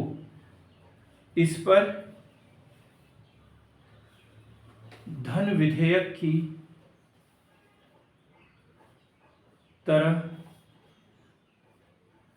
व्यवहार किया जाता है। धन विधेयक की तरह व्यवहार किया जाता है। क्लियर एकदम।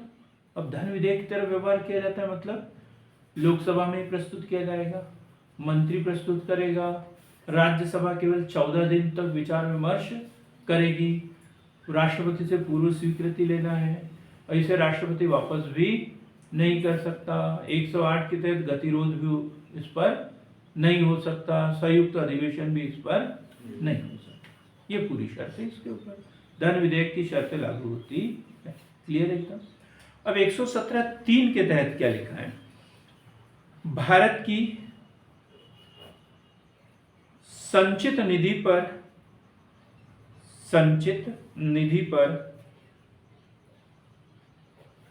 भारित संचित निधि पर भारित व्यय से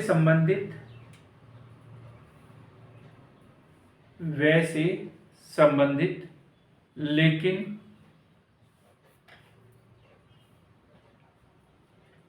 अनुच्छेद 110 के विषय को छोड़कर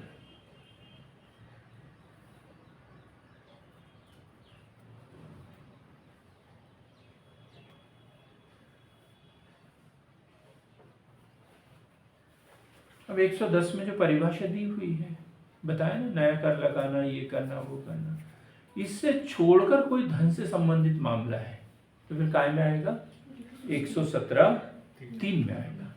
और इसके तहत यदि परिभाषित कर दिया तो फिर ये लोकसभा अध्यक्ष ने बोल दिया कि ये इस तरीके का विधेयक है, तो फिर अब इसके ऊपर काय का साधारण विधेयक की तरफ व्यवहार होगा। अब देखो, लोकसभा अध्यक्ष के पास में जब अनुमति लेने के लिए जाते हैं धन विधेयक है या नहीं, तो सर्टिफिकेट देता है।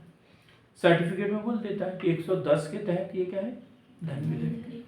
117(1) के तहत ये वित्त विधेयक है, या 117(3) के तहत वित्त विधेयक है। तो 110 में धन विधेयक है, 117(1) के तहत वित्त विधेयक, तो एक जैसी प्रोसेस इसके ऊपर। और 117(3) के तहत यदि इसे वित्त विधेयक घोषित कर दिया जाए तो फिर ये क्या होगा? साधारण विधेयक की तरह प्रस्तुत होगा, है ना। फिर राष्ट्रपति की पूर्व अनुमति की आवश्यकता नहीं है। इसके ऊपर 108 के तहत संयुक्त अधिवेशन हो सकता है। क्लियर हुई बात है? बस ठीक। अब हम पढ़ेंगे आर्टिकल 114 वित्त विधेयक। आर्टिकल 114 विनियोग विधेयक, वित्त विधेयक, विनियोग विधेयक।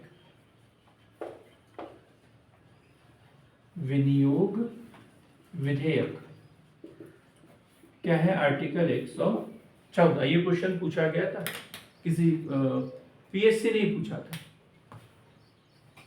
संसद से संचित निधि से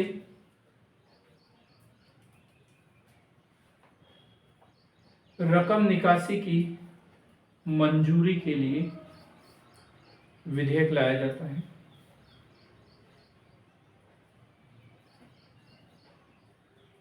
राज्यसभा केवल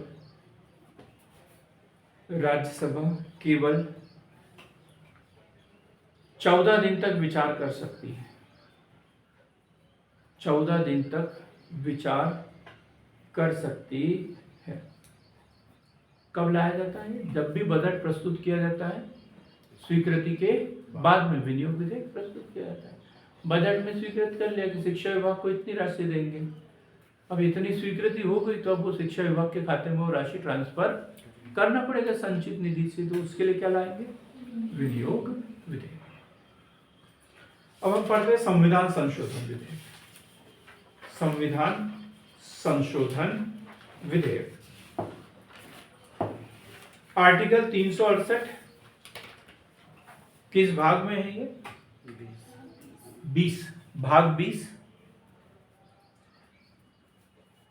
अनुच्छेद 368 किस देश से लिया गया? दक्षिण अफ्रीका। दक्षिण अफ्रीका से प्रावधान लिया गया है। इस विधेयक की क्या खासियत है? कहां प्रस्तुत किया जा सकता है? तो संसद के किसी भी सदन में, संसद के किसी भी सदन में प्रस्तुत किया जा सकता है। कौन सा विधेयक होता है? सरकारी या निजी? सरकारी व गैर सरकारी दोनों हो सकते हैं। मतलब इसे संसद का कोई भी सदस्य प्रस्तुत कर सकता है। लिखेंगे सरकार का कोई भी सदस्य प्रस्तुत कर सकता है।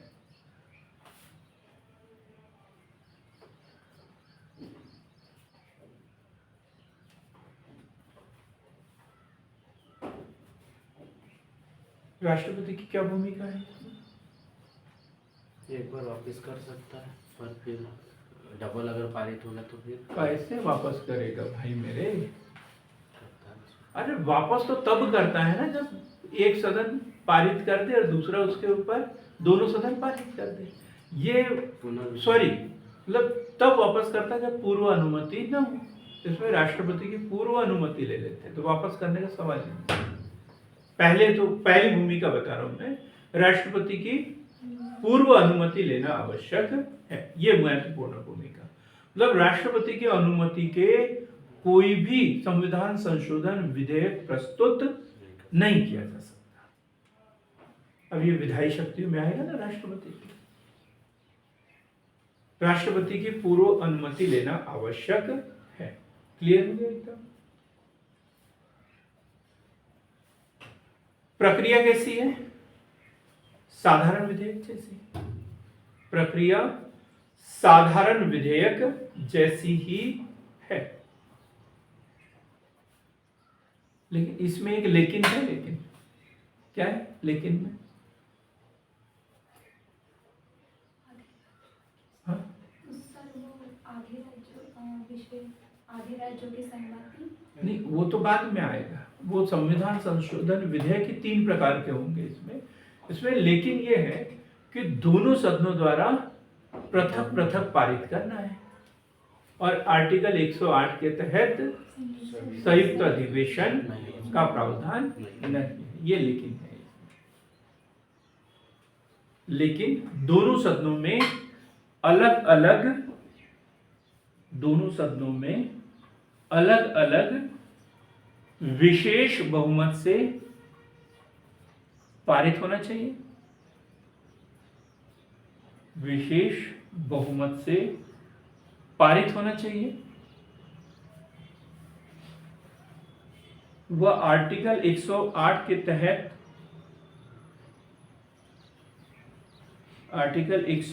तहत संयुक्त अधिवेशन का प्रावधान नहीं है।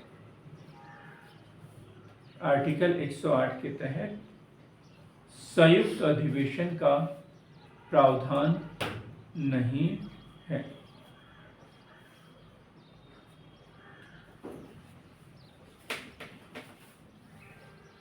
फिर क्या है? अब अमरदीप आपकी बात क्या एक बार वापस लौटा सकता है? अब बता। क्या बोलूं मैं? अरे यार, लौटा सकता है पर क्यों लौटा नहीं सकता है? लौटा पहले ही अनुमति दे दी आपने तो फिर क्यों लौटाओगे? वो साधारण विधेयक में साधारण विधेयक में ही होता है। वो एक बार लौटा सकते हैं, पुनर्विचार के लिए लौटा सकते हैं। ये वो उसमें है वीटो पावर। इस पे थोड़ी है वीटो पावर। पहले ही अनुमति दे दी तो सीधा सा है कि राष्ट्रपति इस पर अनुमति देने के लिए बाध्य है। अनुमति देने के लिए बाध्य है। ये प्रावधान है इसमें, है ना?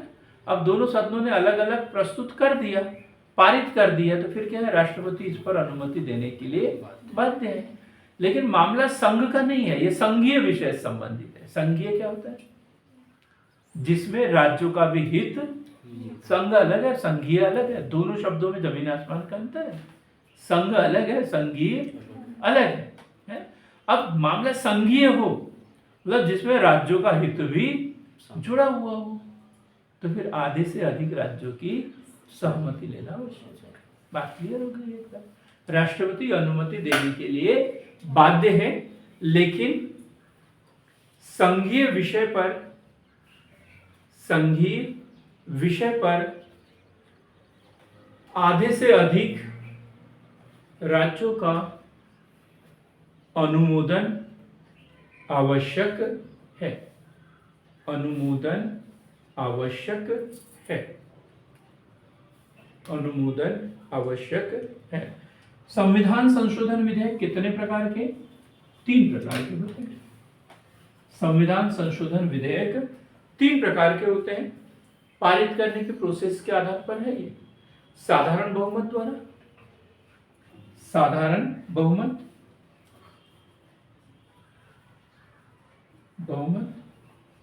विशेष बहुमत, और ये क्या है? विशेष बहुमत के साथ आधे से अधिक राज्यों की सहमति। आधे से अधिक राज्यों की सहमति। इस आधार पर ये कितने प्रकार से? 3 प्रकार से।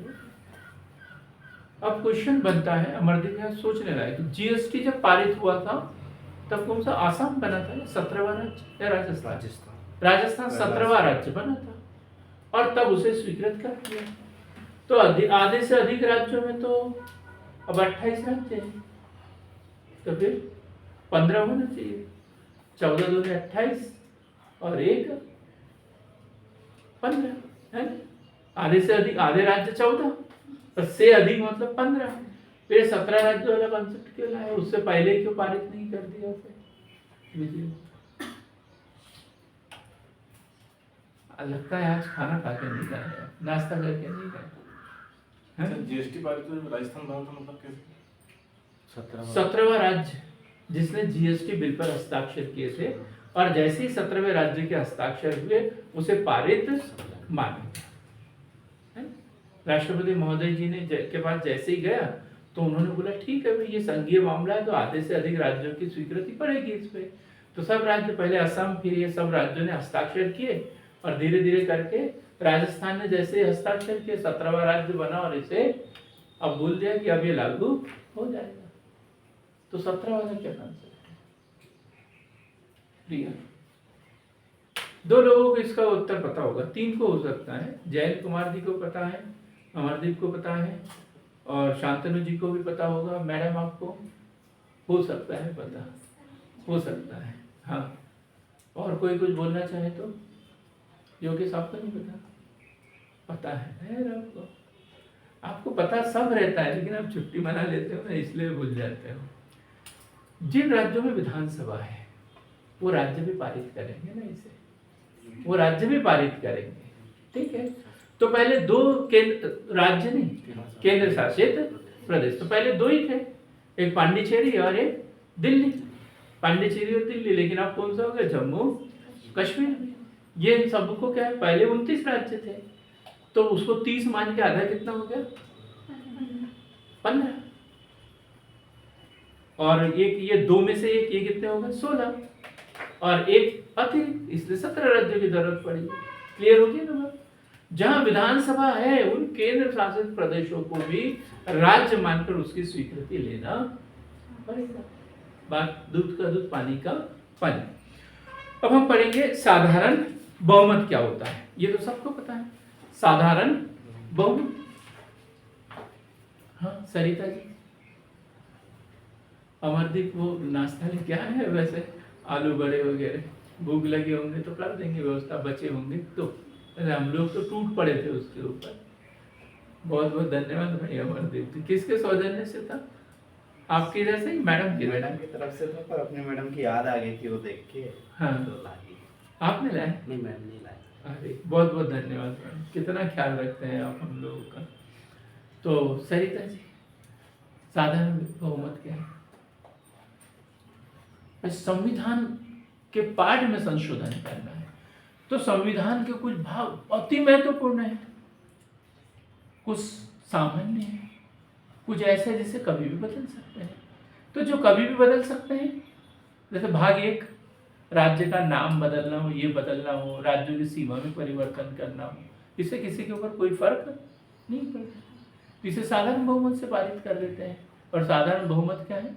उपस्थित सदस्यों का द्वितीय, उपस्थित सदस्यों का नहीं, आखिरी से कुल सदस्यों का आधे से अधिक और मत देने वालों का आधे से अधिक, कुल एवं मत देने वालों का आधे से अधिक, कुल एवं मत देने वालों का आधे से अधिक, आधे से अधिक कुल मिलाकर।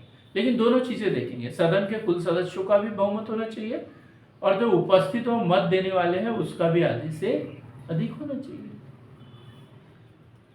तो इसमें भाग 1 में संशोधन कर सकते हैं, क्वेश्चन पूछा जाता है ये। साधारण बहुमत द्वारा संविधान संशोधन इतना सा लिखा जाए तो प्रोसेस भी लिखना है और कहाँ कर सकते हैं वो भी लिखना है। सिर्फ प्रोसेस लिखी तो 2 नंबर, और कहाँ किया जा सकता है तो 1 नंबर, और दोनों लिख दिया तो 3 नंबर। क्लियर हो गया ये?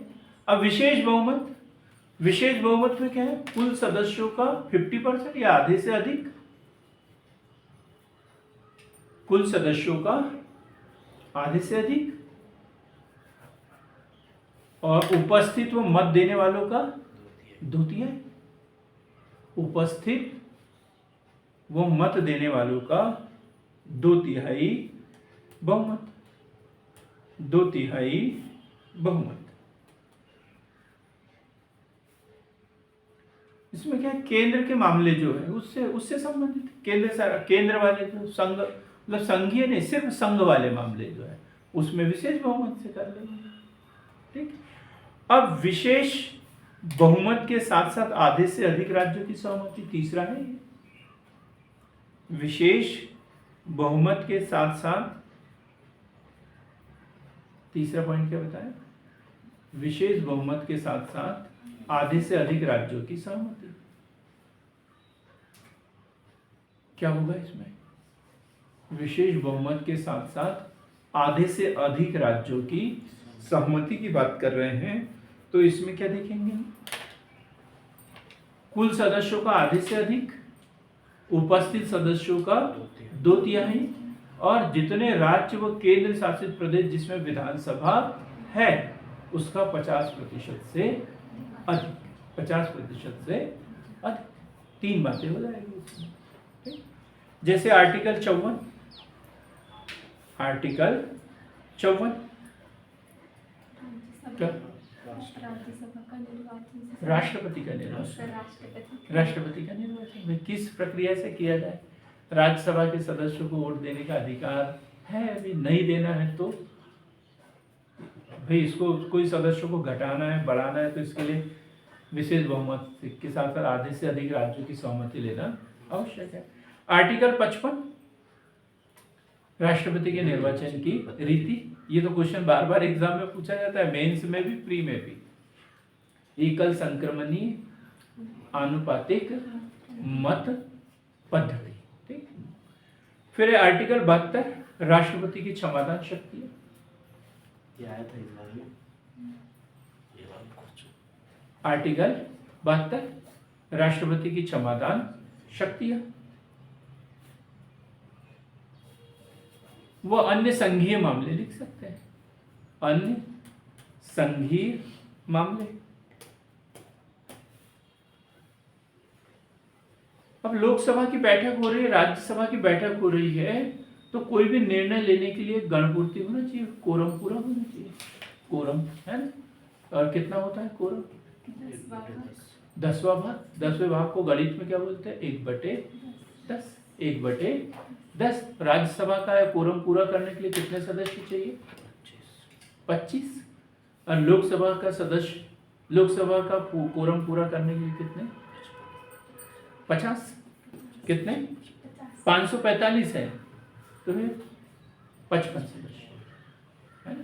545, ये है ना? 545/10, तो यहाँ आएगा तो 55 माना जाएगा। कितना? 55 कोरम पूरा करने के लिए, याद रखेंगे बराबर। राज्यसभा का 25 और लोकसभा का 55 गणपूर्ति के।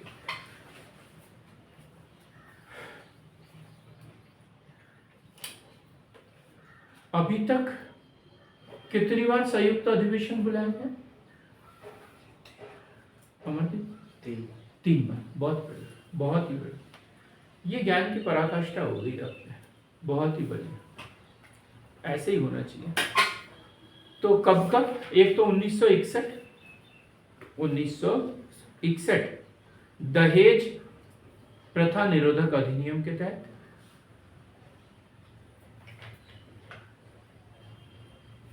और इसके तहत क्या किया था? संयुक्त अधिवेशन बुलाया गया था। फिर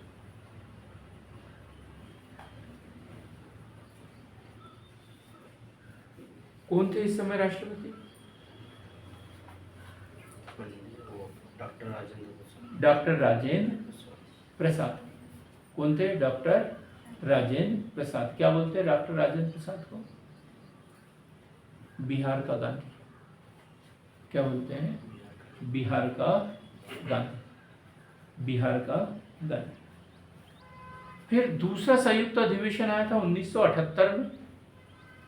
1978 बैंकिंग सेवा आयोग विधेयक के समय। 1978 बैंकिंग सेवा आयोग विधेयक। और कौन थे इस समय राष्ट्रपति?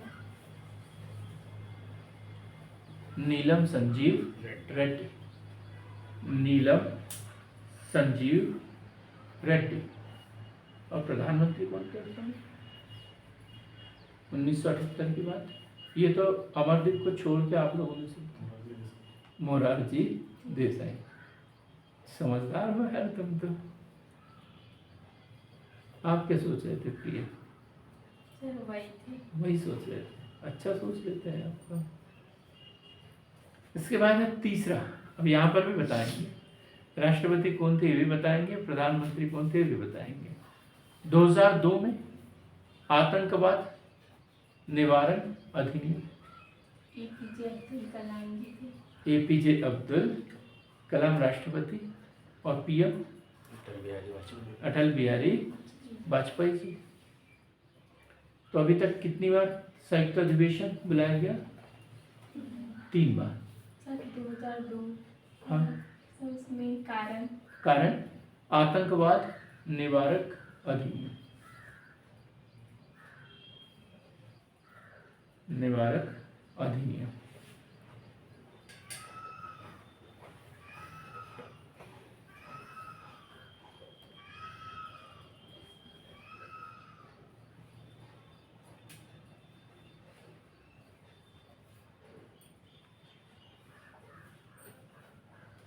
अब देखो, लोकसभा स्थायी सदन नहीं है, सबको पता है। अस्थायी 5 साल के लिए तो चुनाव होता है, लेकिन बीच में भी विघटित किया जा सकता है। अब लोकसभा में कोई विधेयक चल रहा था और विघटन हो गया, तो इस विधेयक का क्या होगा? विधेयक का क्या होगा? वो चल रहा है तो गए, अगर पास कर दिया तो फिर राज्यसभा में चल जाएगा। मतलब पास नहीं किया और लोकसभा ने, उससे पहले ही विघटित हो गई। हाँ। तो फिर से लाना पड़ेगा। हाँ। और पास कर दिया हो और तो फिर वो तो दूसरा राज्यसभा में है, तो राज्यसभा में नहीं, ये तो खत्म हो गया। जिस लोकसभा ने पारित किया वो बची ही नहीं है, तो फिर वो विधेयक का क्या होगा? कुछ नहीं होगा। पास करने के बाद खत्म, कुछ नहीं होगा, तो खत्म हो जाएगा। ठीक। पर बात यहाँ और एक प्रश्न है, यदि राज्यसभा ने पारित किया हो पहले से, फिर लोकसभा में विचार चल रहा हो और लोकसभा विघटित हो जाए तो क्या होगा? बना रहेगा वो बना रहेगा, है। ये 2-3 कंडिकाएं हैं इसमें, इसको एक तरफ से लिखेंगे। लोकसभा का विघटन होने पर, हेडिंग डाल रहे हैं आप लोग, लोकसभा का विघटन होने पर प्रस्तुत विधेयक की स्थिति, ये हेडिंग है, प्रस्तुत विधेयक की स्थिति।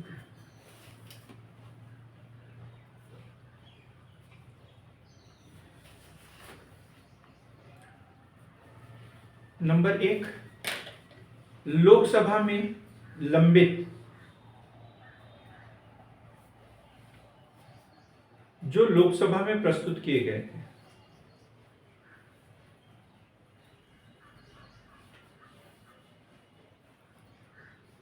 सभी विधेयक समाप्त हो जाते हैं। सभी विधेयक समाप्त हो जाते हैं। पहली बात हो गई समझ। यदि लोकसभा में ही लंबित है, लोकसभा में ही प्रस्तुत किया गया था उसे, अब वो विधान लोकसभा विघटित हो गई तो विधेयक अपने आप ही समाप्त हो जाएगा। दूसरा, लोकसभा में पारित लेकिन जो राज्यसभा में विचाराधीन हो तो वह भी समाप्त हो जाता है। क्लियर हो गया? समाप्त हो जाने वाले विधेयक। अब बने कौन से रहेंगे? बने कौन से रहेंगे? जो राज्यसभा ने पारित कर दिया था और लोकसभा में विचाराधीन था, ये बना रहेगा। ठीक। और दूसरा, दोनों सदनों ने पारित कर दिया,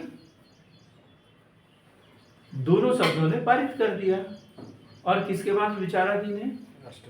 राष्ट्रपति के पास। तो वो खारिज तो नहीं होगा, वो भी बना रहेगा। बात समझ में आ गई दोनों विधेयकों की?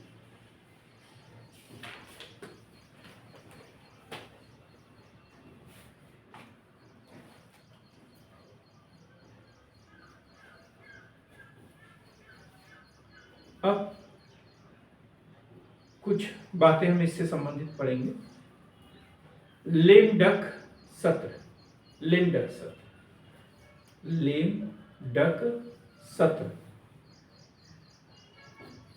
क्या होता है? लेम डक सत्र, लेम डक सत्र किसी ने पढ़ा हो, सुना हो? जो नई लोकसभा, हाँ बोलिए। हाँ बिल्कुल बताइए।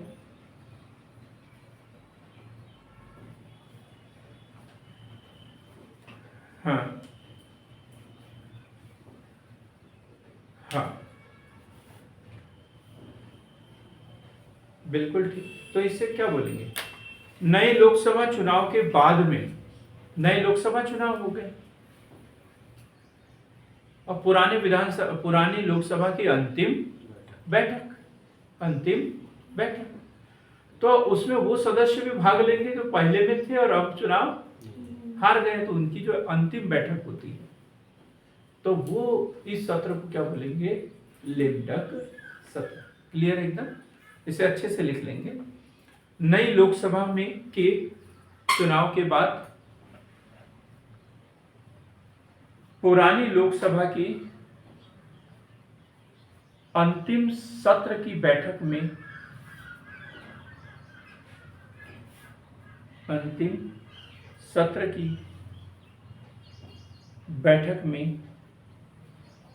वे सदस्य जो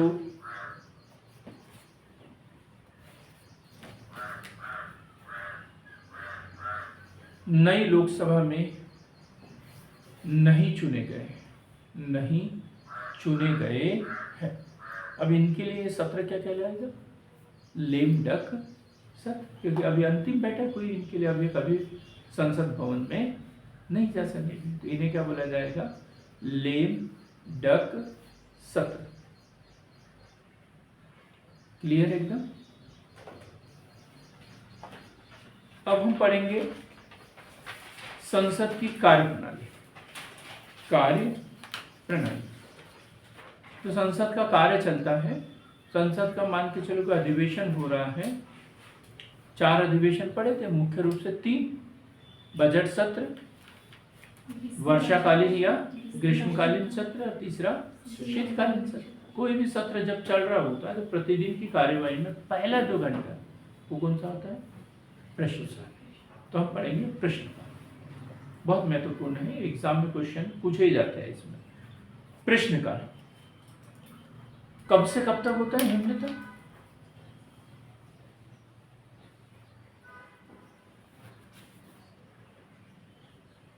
11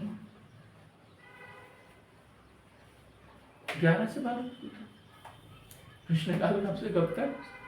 11 सदन का पहला घंटा बोलते हैं इसे, 11 से 12 बजे तक। प्रतिदिन की कार्यवाही का पहला घंटा,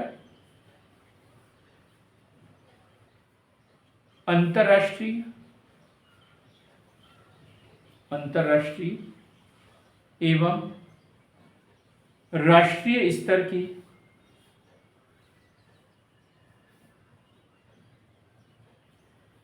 सभी बातों के संदर्भ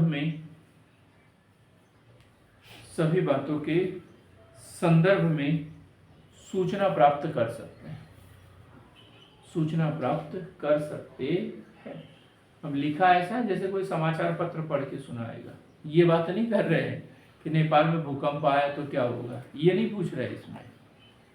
वे अंतर्राष्ट्रीय स्तर पर हमारी जो गतिविधियां है इससे संबंधित कोई भी मंत्री प्रश्न पूछ सकता है। जैसे G20 चल रहा है, भारत इसकी अध्यक्षता कर रहा है, वे आपकी क्या गतिविधि चल रही है, इसके क्या खर्च हुए, कितने लाभ प्राप्त होंगे, कौन कौन से समझौते हुए हैं, आपने ब्रिटेन से समझौता किया, ऑस्ट्रेलिया से क्यों नहीं किया, इससे संबंधित क्वेश्चन पूछे जा सकते हैं। क्लियर हो गया? राष्ट्रीय स्तर मतलब देश की आंतरिक स्थिति या बाह्य स्थिति संबंधित सूचनाएं प्राप्त की जा सकती है। ये तो प्रश्नकाल की शुरुआत सबसे पहले किस देश में होगी?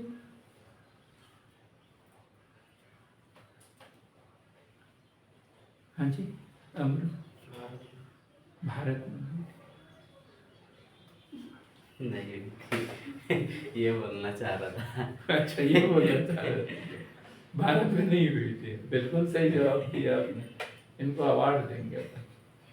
हाँ, ब्रिटेन में कहाँ हुई थी? यहाँ कंफ्यूज हो जाते हैं। तारांकित और शून्यकाल की शुरुआत भारत में हुई है, तारांकित प्रश्नकाल की ब्रिटेन में हुई है। इसकी शुरुआत 1721 से ब्रिटेन में हुई थी। भारत में कब हुई थी? 1892। भारत में भारत परिषद अधिनियम के तहत 1892।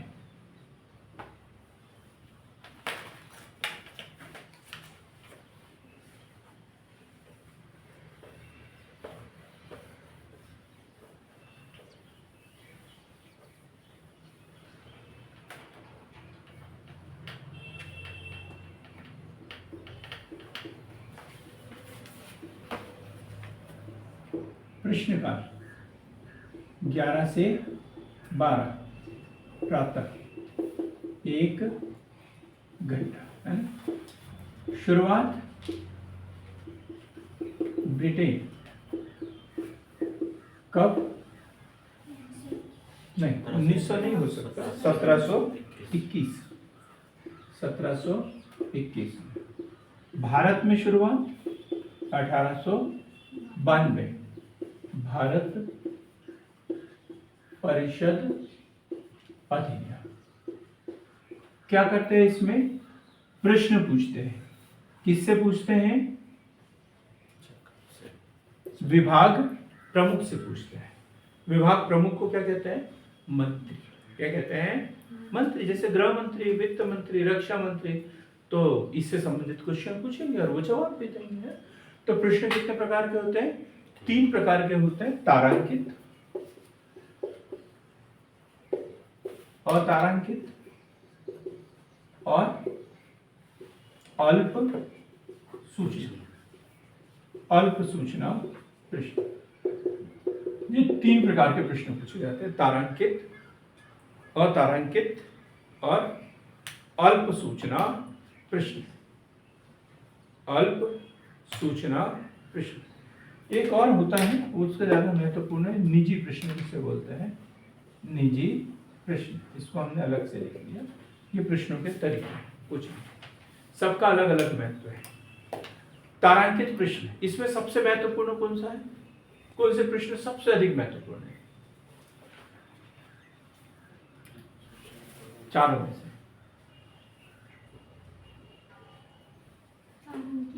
कौन सा? तारांकित। क्यों? अल्प सूचना अल्प सूचना। हाँ, आप बताओ। तारांकित। तारांकित है। सबसे महत्वपूर्ण कौन सा है? तारांकित। क्यों? तारा बना देता है। क्योंकि इसके जवाब मौखिक देना पड़ता है। मौखिक देना पड़ता है तो महत्वपूर्ण हो गया ना।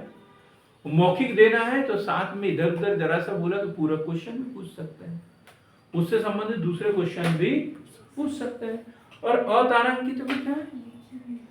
लिखित में देना है। तो जितना पूछा है उतना लिख के वो दे देंगे कभी भी, उसके ऊपर कोई बहस नहीं, कोई कुछ नहीं। तो महत्वपूर्ण कौन सा है? तारांकित है ना, जिसके ऊपर तारा अंकित कर दिया है। जैसे हम कोई अभी गूगल फॉर्म भरते हैं कि नहीं, पर स्टार लगा हुआ होता है, मतलब उसको जानकारी फील करना अनिवार्य है। स्टार नहीं लगा है तो उसको हम छोड़ भी सकते हैं, छोड़ भी सकते हैं। तो ये तारांकित है, तो फिर ये बड़े महत्वपूर्ण है। हालत खराब करने वाले तो 50 लोग सुनने वाले रहेंगे, वहां जवाब देंगे, बोलेंगे नहीं ये गलत बोल रहे हो, या तो हमारे पास यही आंकड़ा है। ऐसी बात हो सकती है ना? डिबेट देखते हैं ना, तो फिर बात ही दूसरी करते रहते हैं डिबेट में। तो हमारे यहाँ अब क्या बात करना, रिकॉर्डेड क्लास है हमारी आज, नहीं तो अभी और समझाते हैं इसको। तो पहला पढ़ते हैं तारांकित प्रश्न। तारांकित प्रश्न तो उत्तर कैसे देना है? मौखिक, मौखिक उत्तर देना है। पूरक प्रश्न पूछ सकते हैं इसके विषय में, इससे संबंधित दूसरे क्वेश्चन भी पूछ सकते हैं। पूरक प्रश्न पूछे जा सकते हैं। और प्रश्न पूछने मतलब ऐसा नहीं कि आज ही प्रश्न पूछा और आज ही जवाब देना है, नहीं। प्रश्न पहले ही दे देते हैं उनको, और वो डिसाइड कर लेते हैं कि इतने इस तारीख को हम आपके प्रश्नों के जवाब देंगे, है? तो 10 से 21 दिन के भीतर जवाब देने होता है। 10 से 21 दिन के भीतर जवाब देने होते हैं। 10 से 21 दिन के भीतर जवाब देने होते हैं। क्लियर हो गई ये बात? तारांकित प्रश्न। अब जो प्रश्न होता है ना, वो ऐसे नहीं कि कहीं पे भी लिख के छोड़ दिए, नहीं। और उसको सामने वाले को देख के जैसे ही हम नीला लिफाफा लेके जा रहे हैं, सफेद लिफाफा लेके जा रहे हैं, समझ जाते हैं कि साला कोई ना कोई इसमें गड़बड़ है। तो ये जो प्रश्न जो है वो उसके लिफाफे का जो रंग होता है वो हरा होता है, याद रखना। तारांकित प्रश्न के लिफाफे का रंग हरा होता है, पहचानने के लिए कि हरे रंग का लिफाफा है, मतलब इसमें तारांकित प्रश्न है, बड़े महत्वपूर्ण है, और इसका जवाब हमें कितने दिन के अंदर? 10 से 21 दिन के अंदर देना है। बात क्लियर हो गई? अब ये क्योंकि मौखिक जवाब देना है, मौखिक का मतलब ये नहीं है कि हम पढ़ नहीं सकते, पढ़ के सुनाए, आपको डाटा तैयार करके लाना है, उसके जवाब देना है, लेकिन सामने वाला संतुष्ट नहीं है तो पूरा क्वेश्चन वो पूछ सकता है। अब अतारांकित प्रश्न, इसके उत्तर कैसे देंगे? लिखित, लिखित उत्तर देंगे। ये भी 10 से 21 दिन के भीतर ही देना है। इसका लिफाफा कैसे होता है? सफेद रंग का लिफाफा, सफेद रंग का लिफाफा। अल्प सूचना के प्रश्न,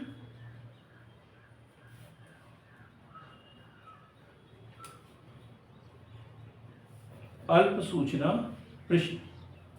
अगला अल्प सूचना प्रश्न क्या है? ऐसी कोई प्लानिंग तो थी नहीं, लेकिन कोई विशेष कोई घटना वगैरह घट गई हो और कोई भी इसके ऊपर ध्यान आकर्षित करना चाहता हो, इससे संबंधित क्वेश्चन पूछ सकता है। तो लोक महत्व के विषय पर प्रश्न, लोक महत्व के विषय पर प्रश्न। अब चूंकि ये लोक महत्व का है तो तुरंत निर्णय लेना है, जवाब देना है। तो इसका समयावधि 10 दिन के भीतर, 10 दिनों के अंदर उत्तर देना अनिवार्य है। थोड़ा सा खतरनाक प्रश्न होंगे इसमें, इसलिए इसका रंग कैसा होगा? नहीं, थोड़ा सा खतरनाक बोला है, हल्का बोला, हल्का गुलाबी, हल्का गुलाबी, हल्के गुलाबी रंग का लिफाफा, हल्का गुलाबी रंग का लिफाफा।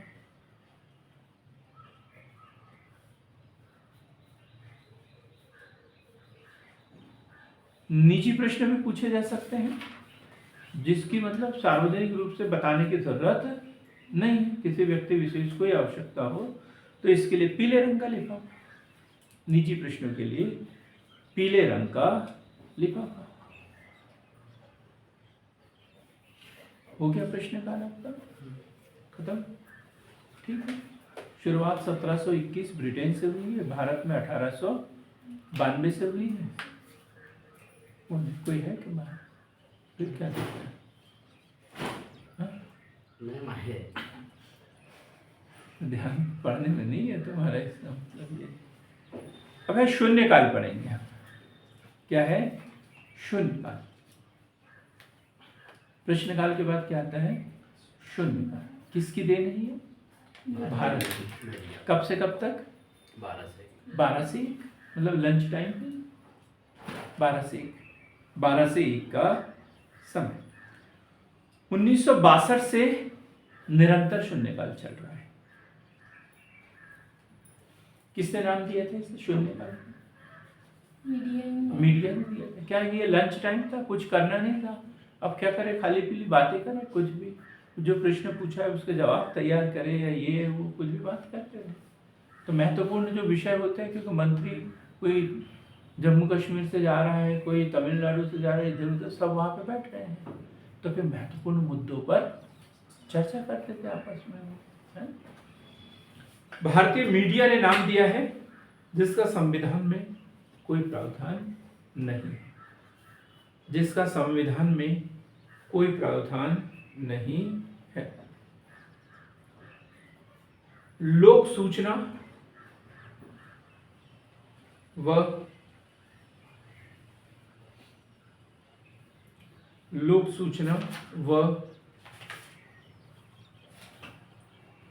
लोक महत्व से संबंधित प्रश्न पर चर्चा वो पूछे जाते हैं एक दूसरे से।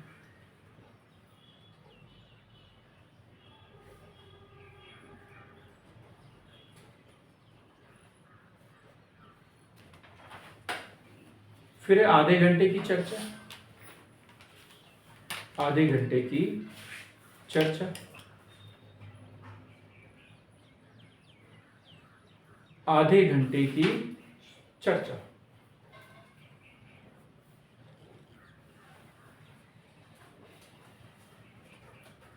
कैसे होती है आधे घंटे की चर्चा? कब होती है? शाम को 5 बजे से 5:30 बजे तक।